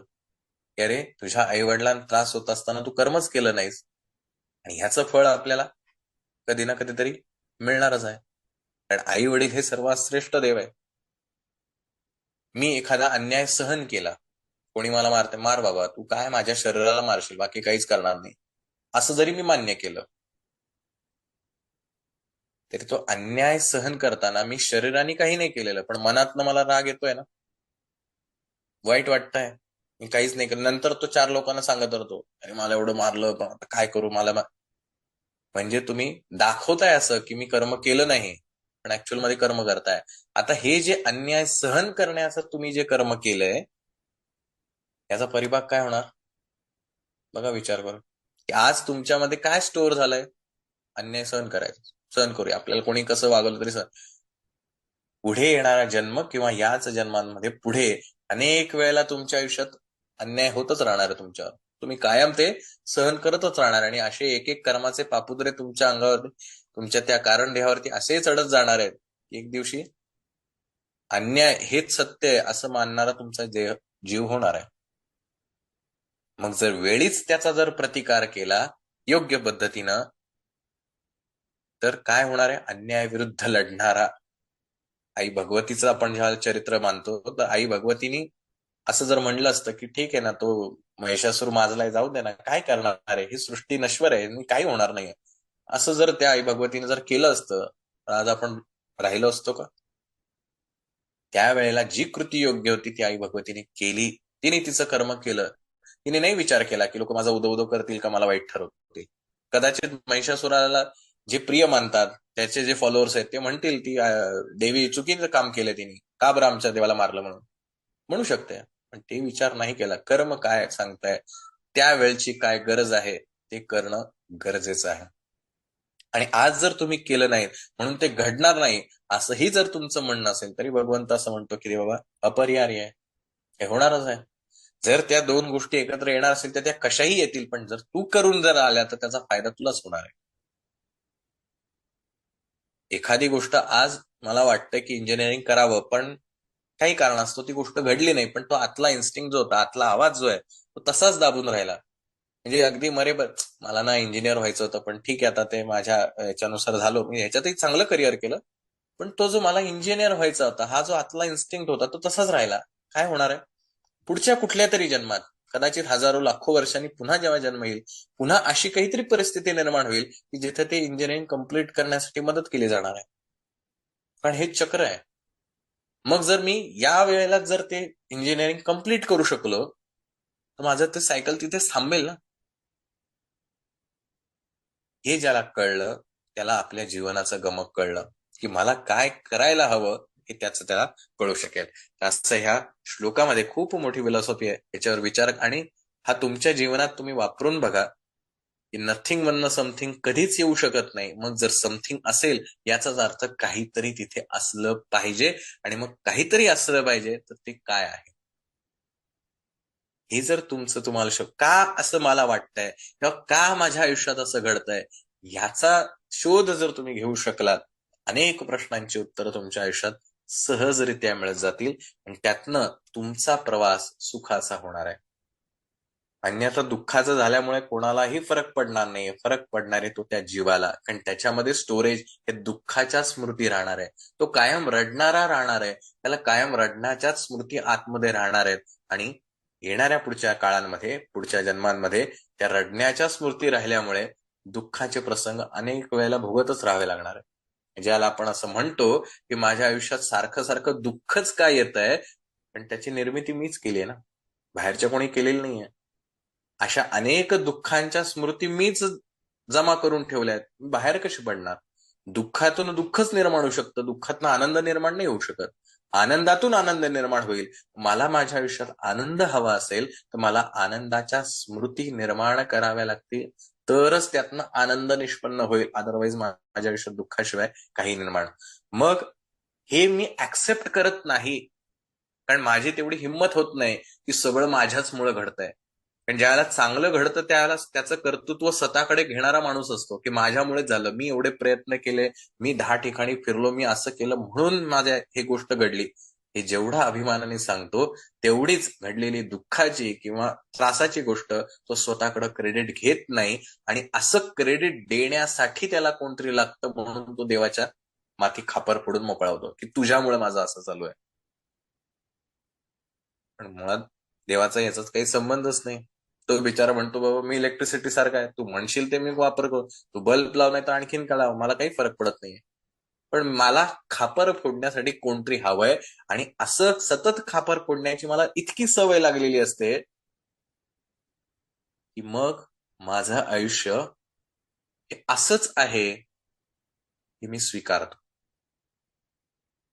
पण मगाशी मी सांगितलं, जे दुसऱ्याचं असतं त्याच्यात बदल करायला आपली क्षमता नसते. जे स्वतःचं असतं त्याच्यात आपण बदल करू शकतो. जर माझं आयुष्य त्या देवामुळे वाईट आहे असं जर म्हणत असेल तर मी माझं आयुष्य कसं बदलू शकेल? तो देव बदलेल, मी काहीच करू शकत नाही. मी त्याला फक्त प्रार्थना, अरे देवा माझं आयुष्य बदल. जेव्हा मी असं म्हणेल की अरे हे जे काही होतंय हे माझ्यामुळे होतंय, मला बदलावं लागेल, तर माझं आयुष्य बदलायला सुरुवात होईल. आणि तो देव म्हणेल, अरे मी तर फक्त तथास्तु म्हणायलाच बसलोय, काही इच्छा माग. कुठला देव आजपर्यंत असा म्हणायला आलाय की तुम्ही काहीतरी मागितलंय आणि नाही नाही मी नाही देणार, मग तुझं वाईटच करणार? नाही करत. कुठलेही सत्पुरुष आशीर्वाद काय म्हणतात? तथास्तु. तुम्ही जे म्हणाल त्याच्यानुसार होऊ दे तुमचं. तो सापेक्ष नाही आहे, तो निरपेक्ष आहे, तो साक्षी आहे. म्हणून ज्या वेळेला स्वतःच्या आयुष्यात काय हवंय हे जर आपल्याला माहिती असेल, आणि जर ते काय हवंय याची इतकी ओढ आहे आतमध्ये, आय थिंक कालच वाक्य टाकलं होतं की जर एखाद्या गोष्टीची तीव्र इच्छा जर असेल तर ती गोष्ट तुमच्या आयुष्यात होते. आता ही तीव्र इच्छा कधी येईल? ज्या वेळेला तुम्हाला ती गोष्ट इतकी आतून वाटते, अरे यार हे पाहिजे मला, हे एवढं होतंय, याचा अर्थ मागचं अकाउंट तुमचं खूप स्ट्रॉंग झालेलं आहे की हे हवंच आहे आणि ती गोष्ट घडणारच आहे, आणि ती घडायची म्हणून तर ती इच्छा होते. पण तुम्ही जर इच्छाच केली नाही, तीव्र इच्छाच केली नाही, अर्जुनाने जर विषाद मांडलाच नाही तर गीता सांगितलीच गेली नसते. अर्जुनाने कृष्णाला सांगितलं, बाबा तू माझं सारथ्य कर, तुझी साथ मला महत्वाची आहे. कृष्ण म्हणला ठीक आहे. त्यांनी रथ आणला. अर्जुन म्हणला, देवा मला हे सगळं संभ्रमित करताय तू, देव मध्यभागी रथ जो आहे तो मध्यभागी घेऊन चल. देव म्हणला ठीक आहे. मग अर्जुनाने त्याचा विषाद मांडला आणि अर्जुनाने भगवंताला प्रश्न विचारलाय की भगवंता मी संभ्रमित झालोय, मला मार्ग दाखव. म्हणून भगवंतानी उत्तर दिले. तुम्ही प्रश्नच विचारला नाही, देव तुमच्याशी बोलायला बसलेला नाही. ज्ञान हे विचारल्याशिवाय देऊ नये हे शास्त्र आहे. म्हणून आपल्याला ही गोष्ट लक्षात ठेवणं गरजेचं आहे. अधिक वेळ न घेता पुढच्या श्लोकाकडे जाऊया. अव्यक्तादिनी भूतानि व्यक्तमध्यानि भारत, अव्यक्त निधनान्येव तत्र का परिवेदना. अत्यंत महत्वाचा. भगवंताच्या मुखातून एखादे शब्द बाहेर पडणं म्हणजे ते किती अनमोल असतील, आणि या अनमोल मध्ये शब्द जपूनच वापरावे लागतात. सोनं जे आहे ते महाग आहे म्हणून आपण जपून वापरतो. एखादी गोष्ट जी अनमोल असते ती जपूनच वापरावी लागते. कमी शब्दामध्ये प्रचंड मोठा आशय भगवंतांनी या गीतेच्या माध्यमातून सांगितलाय. सो भारत म्हणजे अर्जुन, हे भरतवंशा, भूतानी सर्व प्राणी, अव्यक्तादिनी जन्मापूर्वी अप्रकट होते, च आणि अव्यक्त निधनानी एव मेल्यानंतरही अप्रकट होणारे असतात, केवलम केवळ, व्यक्त मध्यानी मध्ये प्रकट होतात, अथ म्हणजे मग, तत्र अशा स्थितीत का म्हणजे काय, परिवेदना शोक करायचा. हे अर्जुना, सर्व प्राणी जन्मापूर्वी अप्रकट असतात आणि मेल्यानंतरही अप्रकट होणार असतात, फक्त मध्ये प्रकट असतात. मग अशा स्थितीत शोक कसला करायचा? बाउन्सर गेला. काय प्रकट आणि काय अप्रकट, आणि जन्मापूर्वी अप्रकट, नंतर परत अप्रकट, मध्ये प्रकट. निसर्गाचा नियम. मगाशी जे पुनर्जन्माच्या बाबतीत मी सांगितलं, पुन्हा तेच अधोरेखित आणि ज्ञानेश्वर माऊलीने याच्यावर फार सुंदर विवेचन केलेलं आहे, तेही आपण समजून घेऊया. उपजे ते नाशे, नाशले पुनरपि दिसे, हे घटिका यंत्र जैसे परिभ्रमेगा. उपजे ते नाशे, जे जन्माला येणार आहे ते मृत्यू पावणार आहे. नाशले पुनरपि दिसे, जे नाशणार आहे ते पुन्हा दिसणार आहे. हे घटिका यंत्र जैसे परिभ्रमे, हे सतत चालू राहणार आहे. आता माऊलींची उदाहरणं बघा किती छान छान आहे. ती एक क्षयासी जेथ जाती, तेथ निभ्रांत आने नव्हती, देखे पूर्वस्थितीच येती आपुलिये. येर मध्ये जे प्रतिभासे, ते निद्रिता स्वप्न जैसे, तैसा आकारू हा मायावशे सत्वरूपी. ना तरी पवने स्पर्शिले नीर, पढियासे तरंगाकार, का परापेक्षा अलंकार व्यक्ती कनकी. अगदी दैनंदिन जीवनातली उदाहरणं माऊली आपल्याला सांगून आपल्याला उपकृत करत आहेत. काय म्हणतात? जन्म आणि अंताच्या मध्यंतरी जे दिसते, तो निजलेल्याच्या स्वप्नाप्रमाणे मायेच्या प्रभावाने सत्यस्वरूप ब्रह्माच्या ठिकाणी मूर्त देहाकार भासतो. गंमत बघूया. आपल्या प्रत्येकालाच कमी अधिक प्रमाणात स्वप्न पडतात. काही चांगली असतात, काही वाईट असतात, काही आपल्याला आवडणारी असतात, काही न आवडणारी असतात, काही लक्षात राहतात, काही विसरूनही जातात. ही स्वप्न सगळीच लक्षात राहतात असंही नाही, सगळीच विसरली जातात असंही नाही. परंतु जोपर्यंत आपण स्वप्नात असतो, तोपर्यंत आपल्याला ह्याची शुद्ध नसते की हे स्वप्न आहे. हे सगळं अगदी प्रत्यक्षात चालू आहे अशीच आपली धारणा असते. पण ज्या क्षणी आपल्याला जाग येते, त्या क्षणी आपल्याला हे कळतं की अरे, हे तर स्वप्न होतं.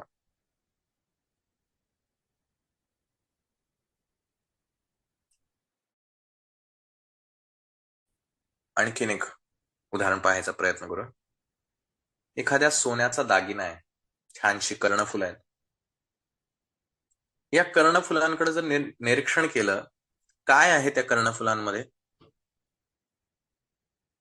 आता हे जे सोनं आहे, त्या ज्या कर्णफुलांमध्ये दिसतंय, हे त्या कर्णफुलामुळे सोनं आहे का ते सोनं आधी आहेच आहे, फक्त कर्णफुलामुळे त्याला एक रूप प्राप्त झालंय? राईट. आधी सोनं आहे आणि नंतर तुम्ही म्हणला वेगवेगळे शेप और डिझाईन आहे. आता सोनं आणि डिझाईन वेगवेगळं काढून दाखवा. सोन्याच्या कर्णफुलांमधनं सोनं बाजूला काढा आणि कर्णफुलं बाजूला काढा. विदाऊट सोनं त्या कर्णफुलाला काही एक्झिस्टन्स असेल? म्हणजेच सोन्याचा दागिना जो कर्णफुलं दिसतंय, ते त्या सोन्यामध्ये आधी अव्यक्त स्वरूपात होतं, म्हणूनच त्याच्यातून कर्णफुलं तयार होऊ शकली. आता ती कर्णफुलं मी पुन्हा भट्टीमध्ये गरम केली, पुन्हा त्याचं सोनं होणार आहे, पुन्हा ते अव्यक्त स्वरूपात जाणार आहे. त्या अव्यक्त असलेल्या सोन्यामध्ये काय काय व्यक्त होऊ शकतं? कर्णफुलं होऊ शकतात, तुमचा चिंचपेटीचा हार होऊ शकतो, अजून कुठल्या मोहनमाळ होऊ शकते, कितीतरी दागिने असू शकतात. एक त्या सोन्यामध्ये, त्या सोन्याची जी लगड आहे त्याच्यामध्ये हे सगळे अलंकार अव्यक्त स्वरूपामध्ये आहेत. कारण ते मला दिसत नाहीये, मला डोळ्यांनी पाहता येत नाहीयेत. त्याच सोन्याला तो सुवर्णाकार जो आहे, जो सोनार आहे, तो त्याला एक विशिष्ट आकार देतो. मग आपण म्हणतो अरे, हे कर्णफूल झालं, की मोहनमाळ आहे.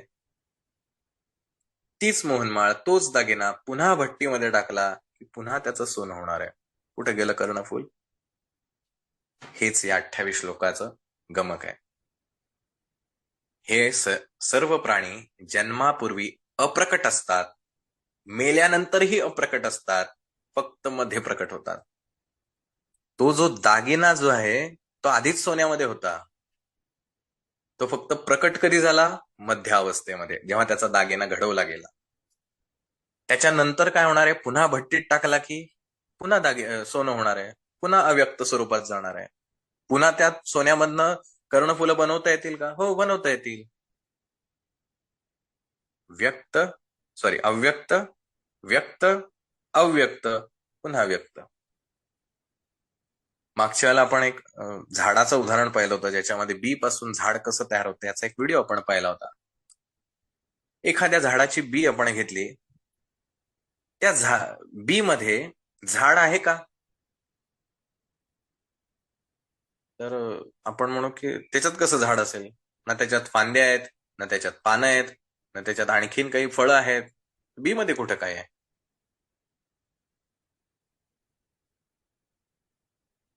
पण बी मध्येच झाड आहे ना. जे झाड तयार होणारे त्या बी पासून त्याचे सगळे जे कंटेंट आहेत, जे काही केमिकली किंवा जे काही त्याचे गुणद्रव्य असतील, मूलद्रव्य असतील, ती त्या बी मध्ये असलीच पाहिजेत ना, तरच त्या झाडात येऊ शकतील.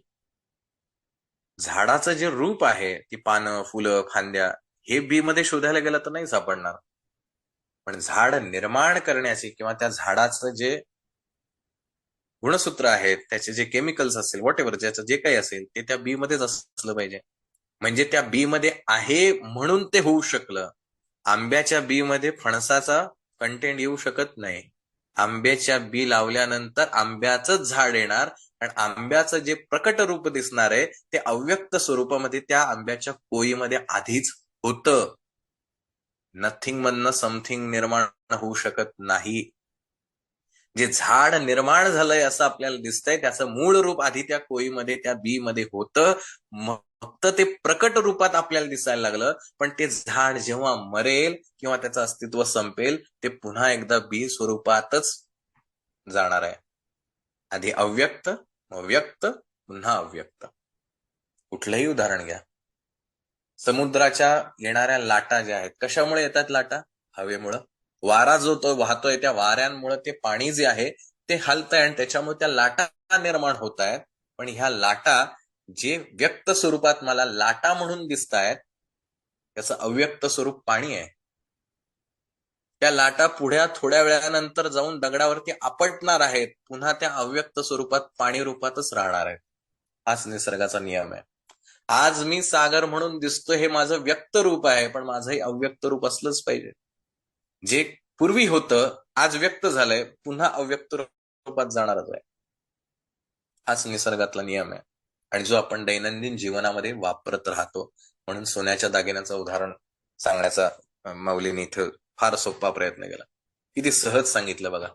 एक सोन्याचा दागिना, ज्याच्यात आधी सोनं होतं, नंतरही सोनं राहणार आहे. मध्ये फक्त एक रूप त्यांनी धारण केलं. आधी ती कर्णफुलं त्या सोन्यामध्ये अव्यक्त स्वरूपात होती, मग त्या सोनाराने त्याला व्यक्त स्वरूपात आणलं आणि तेच पुन्हा जेव्हा भट्टीत जाईल तेव्हा पुन्हा ती कर्णफुलं त्या अव्यक्त स्वरूपामध्ये सोन्यामध्ये राहणार आहेत. किती सोप्या सहज भाषेमध्ये माऊली आपल्याला हे सांगण्याचा प्रयत्न करतायत. आणि म्हणून माऊली या ठिकाणी पुढे आपल्याला समजावून सांगतात, तस तैसे सकळ हे मूर्त जाणपा माया कारित जैसे आकाशी बिंबत अभ्रपटल. म्हणून हे जे सगळे जीव आहेत आपले सर्वांचे, प्राणी मात्र सगळे जे आहेत हे व्यक्त रूप आहेत आणि ते मायेमुळं आपल्याला व्यक्त झाल्यासारखे वाटतात. त्यांना काहीतरी आकार आहे, म्हणून तुमच्यात आणि माझ्यात फरक आहे. समोरच्या असलेल्या निर्जीव वस्तूमध्ये आणि तुमच्यामध्ये फरक आहे, कारण तुम्हाला असं वाटतं की त्याच्यातलं आणि तुमच्यातलं रूप जे आहे ते तुमचं वेगळं आहे, कारण ते व्यक्त स्वरूपात वेगळ्या पद्धतीने आलंय आणि तुम्ही व्यक्त स्वरूपात वेगळ्या पद्धतीने आलाय. पण ह्या दोघांचंही अव्यक्त स्वरूप असलेलं एकच आहे. एकाच सोन्याच्या लगडामध्ये कर्णफुलही तयार करता येतात, मोहनमाळही तयार करता येते, चेनही बनवता येते, अन्य अनेक गोष्टी बनवण्याचं सामर्थ्य आहे. आणि ही सगळी रूपं अव्यक्त रूपामध्ये त्याच सोन्यामध्ये आहेत. कर्णफुलामध्ये सोनं आहे का असं विचारलं तर तुम्ही म्हणाल हो. सोन्यामध्ये कर्णफुल आहे का तर म्हणायला लागेल हो. अव्यक्त आहे किंवा व्यक्त आहे. माझ्यामध्ये ईश्वर आहे का? हो. ईश्वरामध्ये मी आहे का? हो. कधी अव्यक्त आहे, कधी व्यक्त आहे. कारण ईश्वर आणि मी वेगळा असू शकत नाही. शांत आणि अनंत, इन्फिनिटी अँड हा ईश्वर अनंत आहे. तो व्यक्त स्वरूपामध्ये माझ्यासारख्या अनेक जीवांमध्ये, अनेक प्रकारच्या जीवांमध्ये, या निर्जीवान वस्तूंमध्ये सगळ्यांमध्ये तो प्रकट झालेला आहे. पण मूळ रूपामध्ये तो पुन्हा जेव्हा जाणार तेव्हा त्याच्यामध्ये हे सगळं असणार आहे, जे आधीही होतं आणि नंतरही असणार आहे.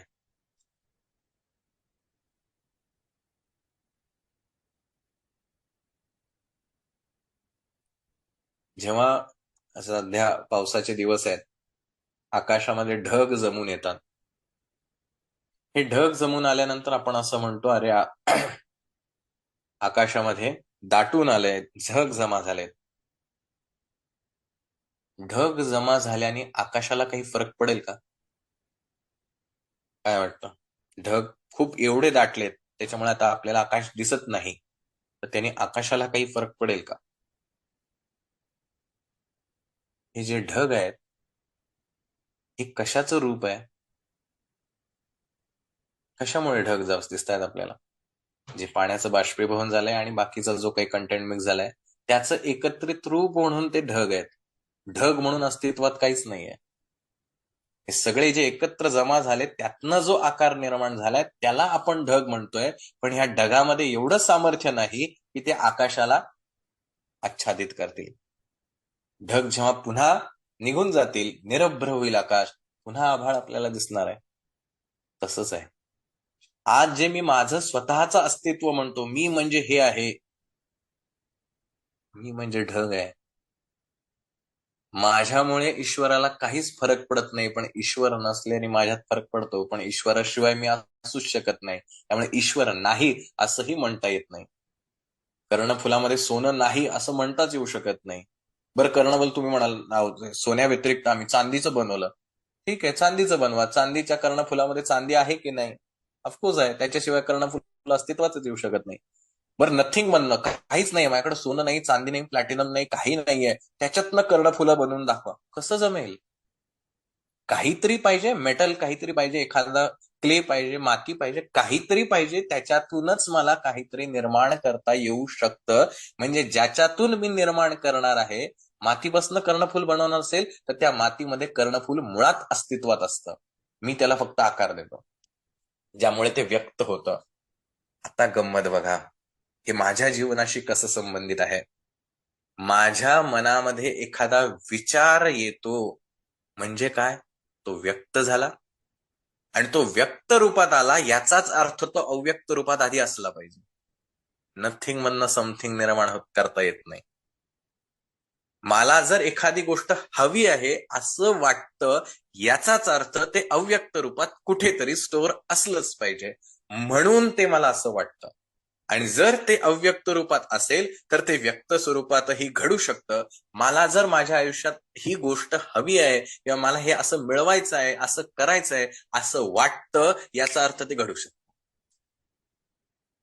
कारण आज तुमच्या जे मनात आहे ते अव्यक्त रूपात आहे. जगाला तुम्हाला नाही सांगता येते की मला हे हवंय, अरे मला मोठं काहीतरी मोठं आयुष्यात बनायचंय.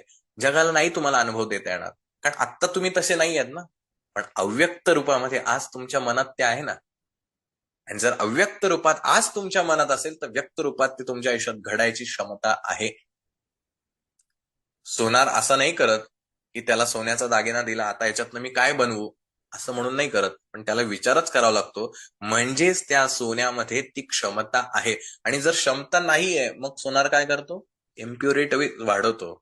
24 कॅरेटचं सोनं 22 कॅरेटवर आणतो, 22 कॅरेटचं 18 कॅरेटचं आणतो. दागिना जसा घडवायचा आहे तसे त्याच्यामध्ये घटक वाढवले जातात आणि त्या दागिन्याची ताकद वाढवली जाते.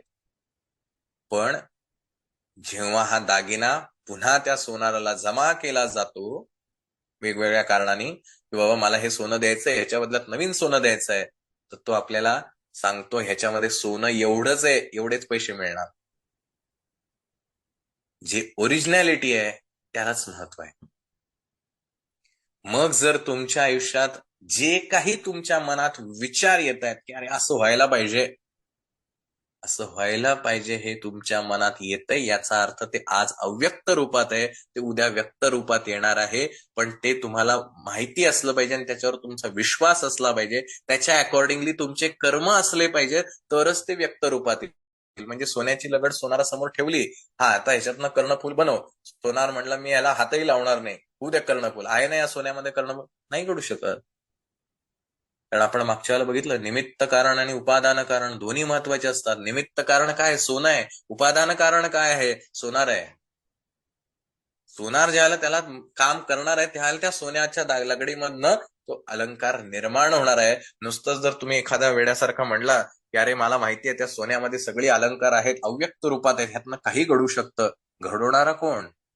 कर्मच कोणी केलं नाही तर घडणार कसं? उपादान कारण आवश्यक आहे. त्यामुळे अर्धवट गोष्टीवर जायचं नाही की हा माझ्यामध्ये आहे, आता माझ्या मनात विचार आला ना म्हणजे घडणार. अरे कर्म कर, उपादान कारण गरजेचं आहे. जर तुला वाटतंय ना मला पहिला नंबर मिळवायचा आहे, ठीक आहे ना, घडणार, तुला पहिला नंबर मिळणार. त्यासाठीची लागणारी मेहनत, उपादान कारण हे गरजेचं आहे. मी काहीच न करता मला मिळालं पाहिजे, मूर्खपणा आहे. आणि नाही मिळालं म्हणून मग तुम्ही म्हणला काय हा नियमच चुकीचा आहे. अरे नियम अर्धवट वाचला तो तुझा फॉल्ट आहे, नियमाचं नाही. आपली तीच गडबड होते. देव काय सांगतो ह्याच्याकडे आपण अजिबात लक्ष देत नाही. आपण आपल्या वेनी ती गोष्ट समजून घेण्याचा प्रयत्न करतो. त्याला स्वामी महाराज म्हणतात, भिऊ नकोस मी तुझ्या पाठीशी आहे. आपण काय म्हणतो, मी काही केलं तरी स्वामी महाराज माझ्या पाठीशी. असं नाही म्हटलं त्यांनी. असं कुठेही महाराजांच्या मुखी असा शब्द नाहीये की तुम्ही काही करा मी तुमच्या सोबत आहे. नाहीये.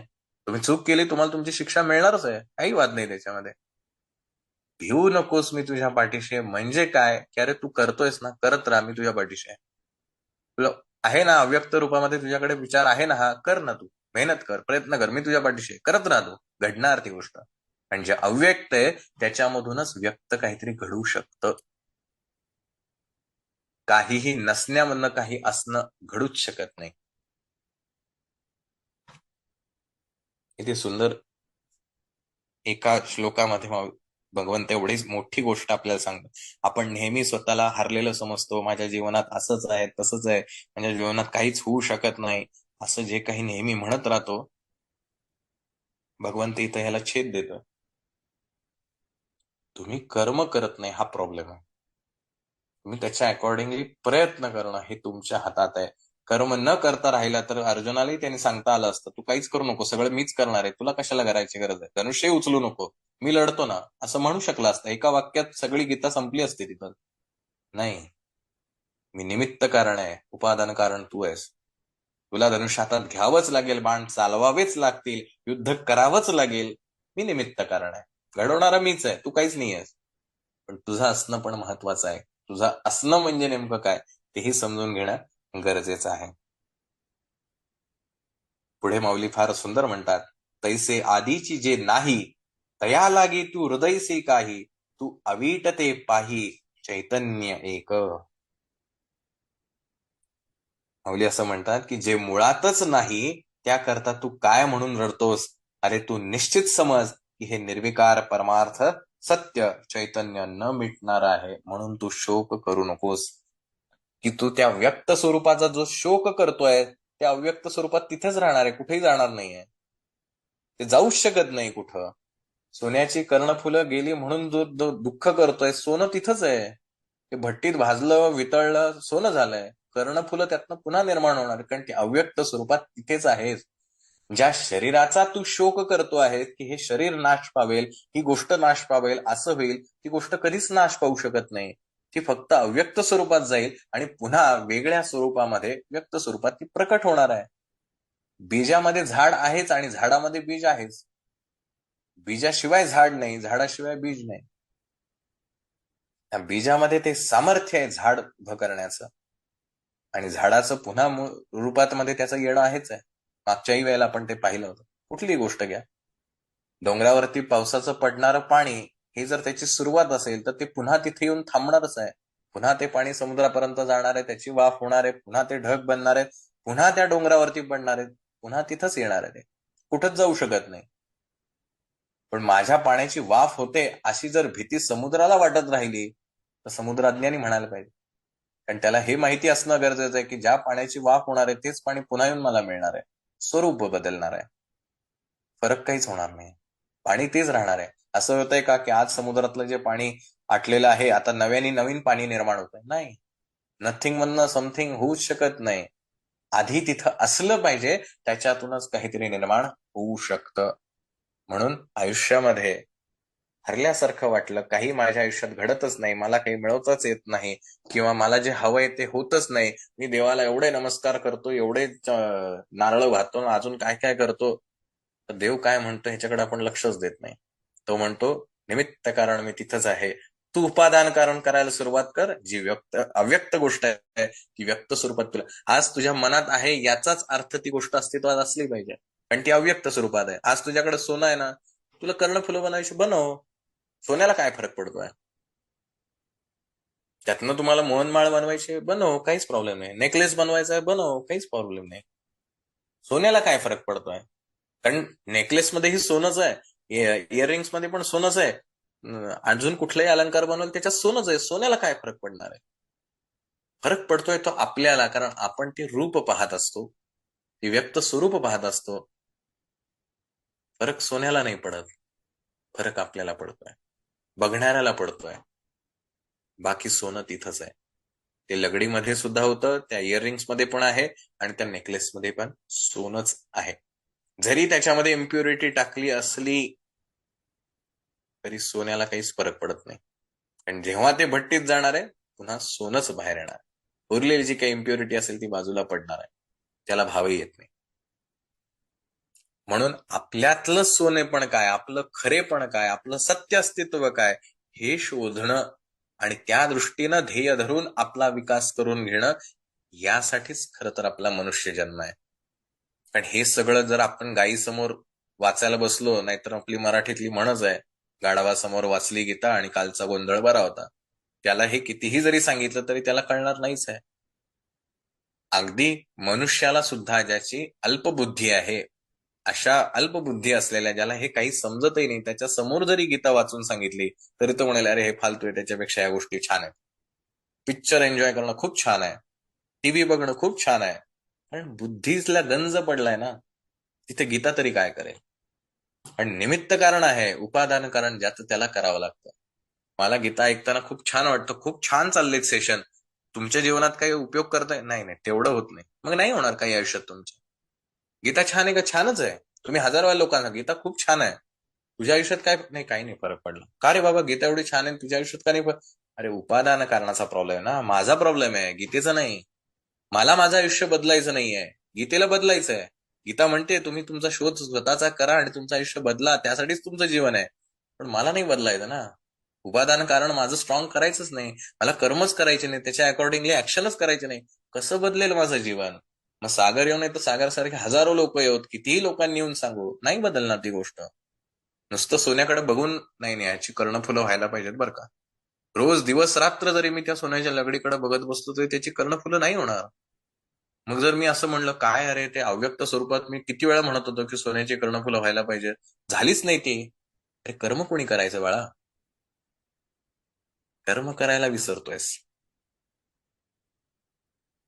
अशा प्रकारे भगवंत आपल्याला आपल्या जीवनात घडणाऱ्या गोष्टी, आणि हेच जीवन आहे. माहित नाही पुढचा जन्म कसा असेल, मनुष्याचा असेल, मनुष्य इतर असेल. आज जेवढी वर्ष जगून गेलोय ती तर संपली, ती पुन्हा येऊ शकत नाही.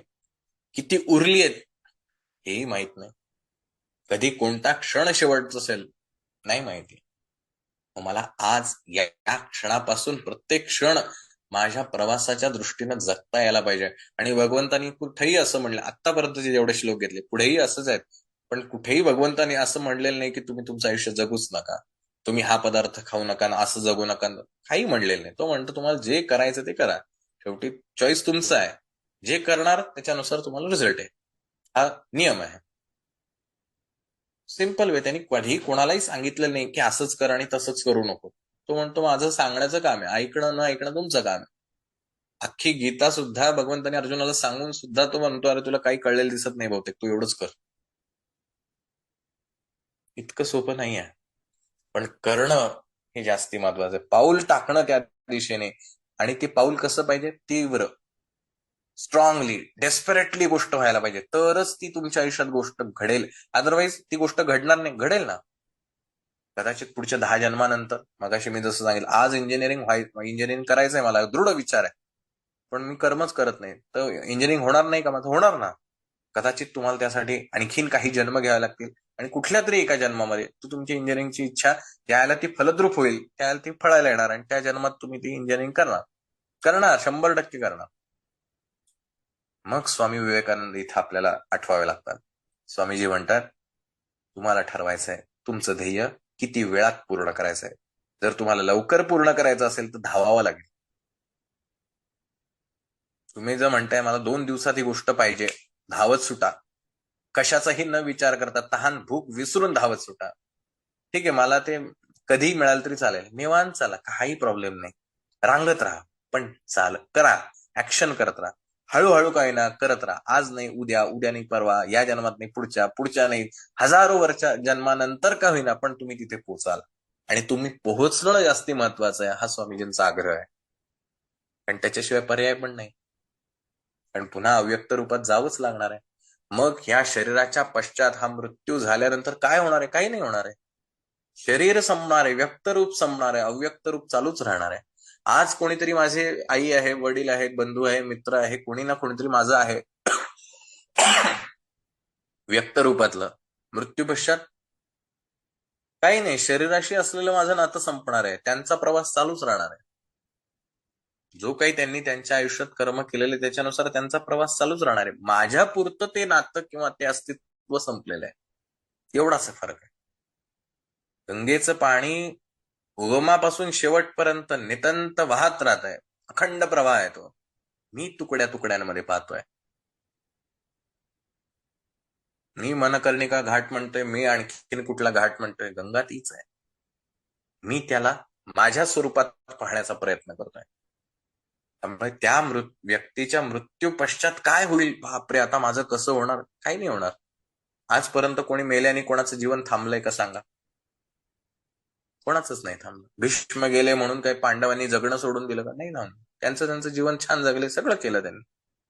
कोणीही गेल्यानंतर कोणाचंही जीवन, रामकृष्ण गेले तरीही कोणाचं जीवन थांबलं नाही. आपल्यासारखे सामान्य माणसांचं काय? पण त्या जीवात्म्याचा प्रवास चालूच राहतोय, जो 26व्या श्लोकामध्ये मी सांगण्याचा प्रयत्न केला. मृत्यू पश्चात त्याचं कर्मच त्याला पुढे नेत राहणार आहे. त्याच्या ज्या इच्छा आहेत, आणि हे कर्म फक्त स्थूल रूपाने नाही, सूक्ष्म रूपाने मनात आलेले सगळ्या इच्छा, भावना, विचार, हे सगळे त्याच्यासोबत पुढे पुढे जात राहणार. जेवढ्या मेमरी स्टोअर होत राहतील, मागे ते मोबाईलचं उदाहरण दिलं होतं, मोबाईल चेंज केला म्हणून डेटा जात नाही, डेटा तसाच कॅरी फॉरवर्ड होत राहतो. लॉग इन, तुम्हाला एकदा तुम्ही अकाउंटला लॉग इन केलं की सगळा डेटा तुम्हाला रिकव्हर होतो. अर्थात टेक्नॉलॉजीची मर्यादा आहे, उदाहरण सांगण्याचा फक्त तेवढा उद्देश आहे. सगळं कॅरी फॉरवर्ड होतं, फक्त वरची फ्रेम बदलते, ह्याच्या पलीकडे काही नाही. मग जर बदलणारच आहे तर उद्या मला कसं असलं पाहिजे माझं जीवन, हे जर मी ठरवणार असेल तर मी आत्तापासूनच चांगलं वागायला सुरुवात करेल. माझ्या ज्या काही गोष्टी मला अपेक्षित आहेत, मला असं जीवन हवंय, त्याच्या अकॉर्डिंगली मी आत्तापासून माझे विचार, माझे कर्म करायला सुरुवात करेल. ऑफकोर्स मला ते आयुष्य मिळणार आहे, का नाही मिळणार? असा सगळा भाग आहे. आता शेवट जाता जाता मी मध्ये काही दिवसांपूर्वी जो प्रश्न विचारला होता, आपलं ज्याच्यावर प्रेम आहे आणि ज्याचं आपल्यावर प्रेम आहे, यामध्ये आपण कोणाला निवडावं, हा सापेक्ष प्रश्न आहे. जो ज्या किनाऱ्यावरती उभा आहे त्या किनाऱ्यावरनं त्याचं उत्तर असेल. याचे विविध कंगोरे असू शकतात, खूप सारे अँगल्स या प्रश्नांमधनं निर्माण होऊ शकतात. व्यावहारिक रूपातले असेल, एखादा प्रियकर प्रेयसी असेल, आई आणि मुलगा असेल, आई आणि मुलगी असेल, अन्य अनेक नाती असेल. जो ज्या ठिकाणी उभा आहे त्याच्यानुसार त्या प्रश्नांचे अर्थ बदलतील. पण सध्या गीतेचा प्रवास चालू आहे. या गीतेच्या प्रवासाच्या अनुषंगाने हा प्रश्न आपल्याला विचार करायचा असेल तर आपल्याला एक विचार करावा लागेल, आपल्याला जे आवडतं म्हणजे काय? आपल्या इंद्रियांना जे आवडतं आणि ज्याला आपण आवडतो, ह्याच्यामध्ये कोणाला निवडावं? ऑफकोर्स ज्याला आपण आवडतो म्हणजेच तो परमेश्वर, कारण त्याचंच रूप आपण आहोत. ज्याला आपण आवडतो, ज्याला म्हणजे तो ईश्वर, तो आत्मा, ते चैतन्य, त्याला आपण आवडतो, त्याचं प्रेम आपल्यासाठी महत्वाचं आहे.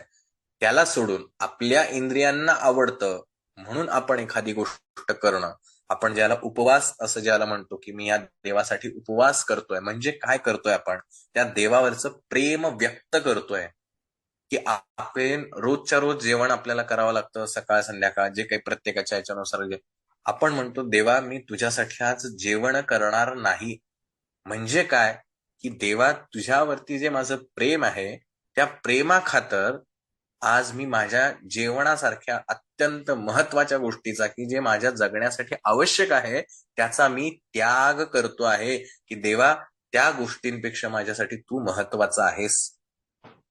हे व्यक्त करण्यासाठीची केलेली कृती आहे. तुम्ही साबुदाणा खाताय का आणखीन काय खाताय याच्याशी देवाला काय घेणं देणं आहे? तो तुमच्या शरीराचा भाग आहे. काय खाल त्याच्यानुसार शरीर त्याच्यानुसार रिॲक्ट करणार आहे. देवाशी जे जोडले जातोय त्याच्या मागचं भावना आहे, की उपवास म्हणजे देवा तुझ्यासाठी मी हा त्याग करू पाहतोय. कारण या गोष्टींपेक्षा जे माझ्यासाठी अत्यंत महत्वाचं आहे, पण तुझ्या पुढे मी त्याही गोष्टींचा त्याग करायला तयार आहे.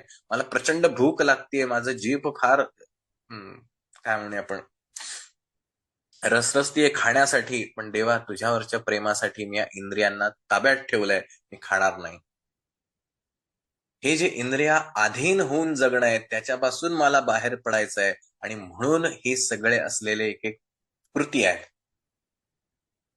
एखादा डोंगर चढून देवाचं दर्शन घ्यायचंय, देवा अरे एवढा मोठा डोंगर चढायचा किती रे त्रास होतोय मला, पण तुझ्यासाठी माझ्या शरीराला होणाऱ्या वेदनाही मी सहन करतोय, कारण ह्या शरीराला होणाऱ्या वेदनेपेक्षा तुझ्यावरचं असलेलं प्रेम, तुझं दर्शन घेण्याची ओढ जी आहे ती माझी जास्त आहे, म्हणून मी हे सगळं सहन करू शकतो. देवा फक्त तुझ्यावर प्रेम आहे, आणि प्रेम हे नेहमी जिंकतं.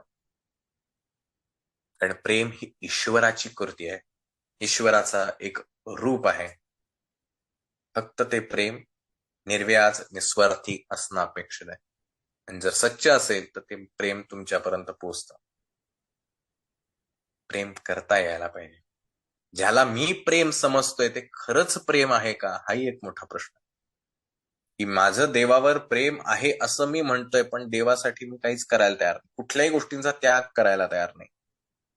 की अरे माझी 7 वाजता ती सिरियल असते ती बघायला पाहिजे, देवा मी तुझं 7:30 वाजता वाचतो. अरे मी नाही त्याग करू शकत आहे माझ्या डोळ्यांचा, इंद्रियांना जे सुख मिळणार आहे ते सिरियल बघून, त्याचा देवा तुझ्यासाठी त्यागच नाही करू शकत आहे. कसलं माझं प्रेम? अरे तर जाऊन दे सिरियल, आधी 7 वाजताची माझ्या देवाची वेळ ठरली ना, त्याच वेळेला ते घडलं पाहिजे. कारण ह्या सगळ्यांपेक्षा माझं देवावरचं प्रेम महत्वाचं आहे. आणि असं जर प्रेम असेल तर देव नेहमी प्रकट होतो, आणि आजपर्यंतची अनेक उदाहरणं आपण पाहिली आहे. प्रेम कसं बऱ्याच वेळेला काय होतं, आपल्याला असं वाटतं की माझं देवावर प्रेम आहे म्हणजे काय, मी सारखा त्याचा धावा करतोय, सारखं त्याचं नाव घेतलं म्हणजे माझं त्याच्यावर प्रेम आहे. अहो तुमची आई तुमच्यावर खूप प्रेम करते म्हणून काय दिवस रात्र सारखं तुमचंच नाव घेत बसते का? नाही घेत. पण म्हणून मग तिचं प्रेम नाहीये का? नाही, असं असतं की तिचं प्रेम असतंच की. पण त्यासाठी सारखं सारखं नाव घ्यायची गरज नसते. नाव कोणाला आणि का घ्यायची गरज असते? मला नाव घ्यायची गरज आहे देवाची. का? पण मला त्याची विसर पडतोय. ती आठवण मला राहावी म्हणून नाव घ्यायचंय, त्याला सांगण्यासाठी नाही काही घ्यायचं. प्रेम व्यक्त करताना मी खूप नामस्मरण करतो म्हणजे मी देवाचा मोठा भक्त आहे, असं ज्यावेळेला आपण म्हणतो त्यावेळेला माऊली असं म्हणतात, हरिमुखे म्हणा हरिमुखे म्हणा पुण्याची गणना कोण करी. तुम्ही तुमचं काम करा ना, मोजायची काय गरज आहे? तुम्ही मोजता याचा अर्थ तुम्हाला काहीतरी हवं आहे आणि ते स्वार्थी आहे, निस्वार्थी नाही आहे. अर्थात म्हणजे हे प्रेमाची काय म्हणे अभिव्यक्ती जी आहे ही वेगवेगळ्या स्वरूपाची, आपण कुठल्या पायरीवर ह्याच्यावर त्या गोष्टी अवलंबून आहेत. मी देवाचं नाव घेतलं आणि त्याच्याकडनं काही मागितलं म्हणून चूकही ठरत नाही. त्यामुळे असं काही गैरसमज करू नका. पण प्रेम ही अत्यंत महत्व आहे. त्यामुळे मला काय हवंय यापेक्षा माझ्यावरती ज्याचं प्रेम आहे त्याच्यासाठी जगता येणं ही खूप मोठी गोष्ट आहे. आणि तो माझ्यावर प्रेम करतोय म्हणून मी ह्या सगळ्या गोष्टी करते जे मला नाही करायच्या ना. की ठीक आहे, देवाचं माझ्यावर प्रेम आहे किंवा माझं देवावर प्रेम आहे, वॉट एव्हर तुम्ही काय कुठल्या वेळी बघा, आणि म्हणून मी उपवास करते. देवानी सांगायला आलं का मला की अरे उपवास कर म्हणून? नाही. माझ्या इंद्रियांची जी गोष्ट आहे त्याचा मी त्याग करू पाहतोय, कारण त्याच्यावरती असलेलं प्रेम, तेच प्रेम तुमच्या आयुष्यात सर्व काही देऊन जातं. आणि म्हणून देवाला भक्ती खूप प्रिय आहे, कारण प्रेम भक्ती याचा अर्थ सर्वोच्च प्रेम. भक्तीची पहिली पायरी स्वामी विवेकानंदांनी सांगितलंय की तुम्हाला जर खरंच भक्ती करायची असेल देवाची, तर पहिली पायरी काय असेल प्रेमाची, तर ती आहे तळमळ. इतकी आतून तळमळ लागली पाहिजे, एक एक क्षण तुमचा त्या प्रेमाला समर्पित व्हायला पाहिजे. तुमचं जगणं, झोपणं, खाणं, पिणं सगळं काही त्या प्रेमासाठी इतकी ओढ लागली असेल, तर ती प्रेमाची पहिली पायरी आहे असं समजावं. असं प्रेमयोग नावाचं जे स्वामीजींनी पुस्तक लिहिलं, त्याच्यामध्ये भक्ती समजावून सांगताना स्वामीजी असं म्हणतात की प्रेमाची पहिली पायरी काय असेल, तर ती तळमळ आहे. तीव्र तळमळ. इतकं ओढ लागली पाहिजे. हे जर तुम्हाला जमलं तर तुमचं खरं प्रेम आहे आणि ती सुरुवात आहे. तिथून पुढे स्वामीजी फार सुंदर भक्तियोगावरती लिहितात. अतिशय आणि खूप उच्च कोटीचं आहे, म्हणजे त्याच्यामध्ये दुमत, आणि ते गीतेच्या अनुषंगाने आपल्याला कळेलच. असो, वेळ बराच होत चाललाय, 11 वाजत आलेत, तर त्यामुळे विषय बरेच लांबत जातील. पण गर्भित अर्थ समजून सांगण्याचा आणि त्यातला आशय समजून सांगण्याचा या ठिकाणी प्रयत्न केला. होपफुली तो प्रयत्न तुम्हाला कळला असेल आणि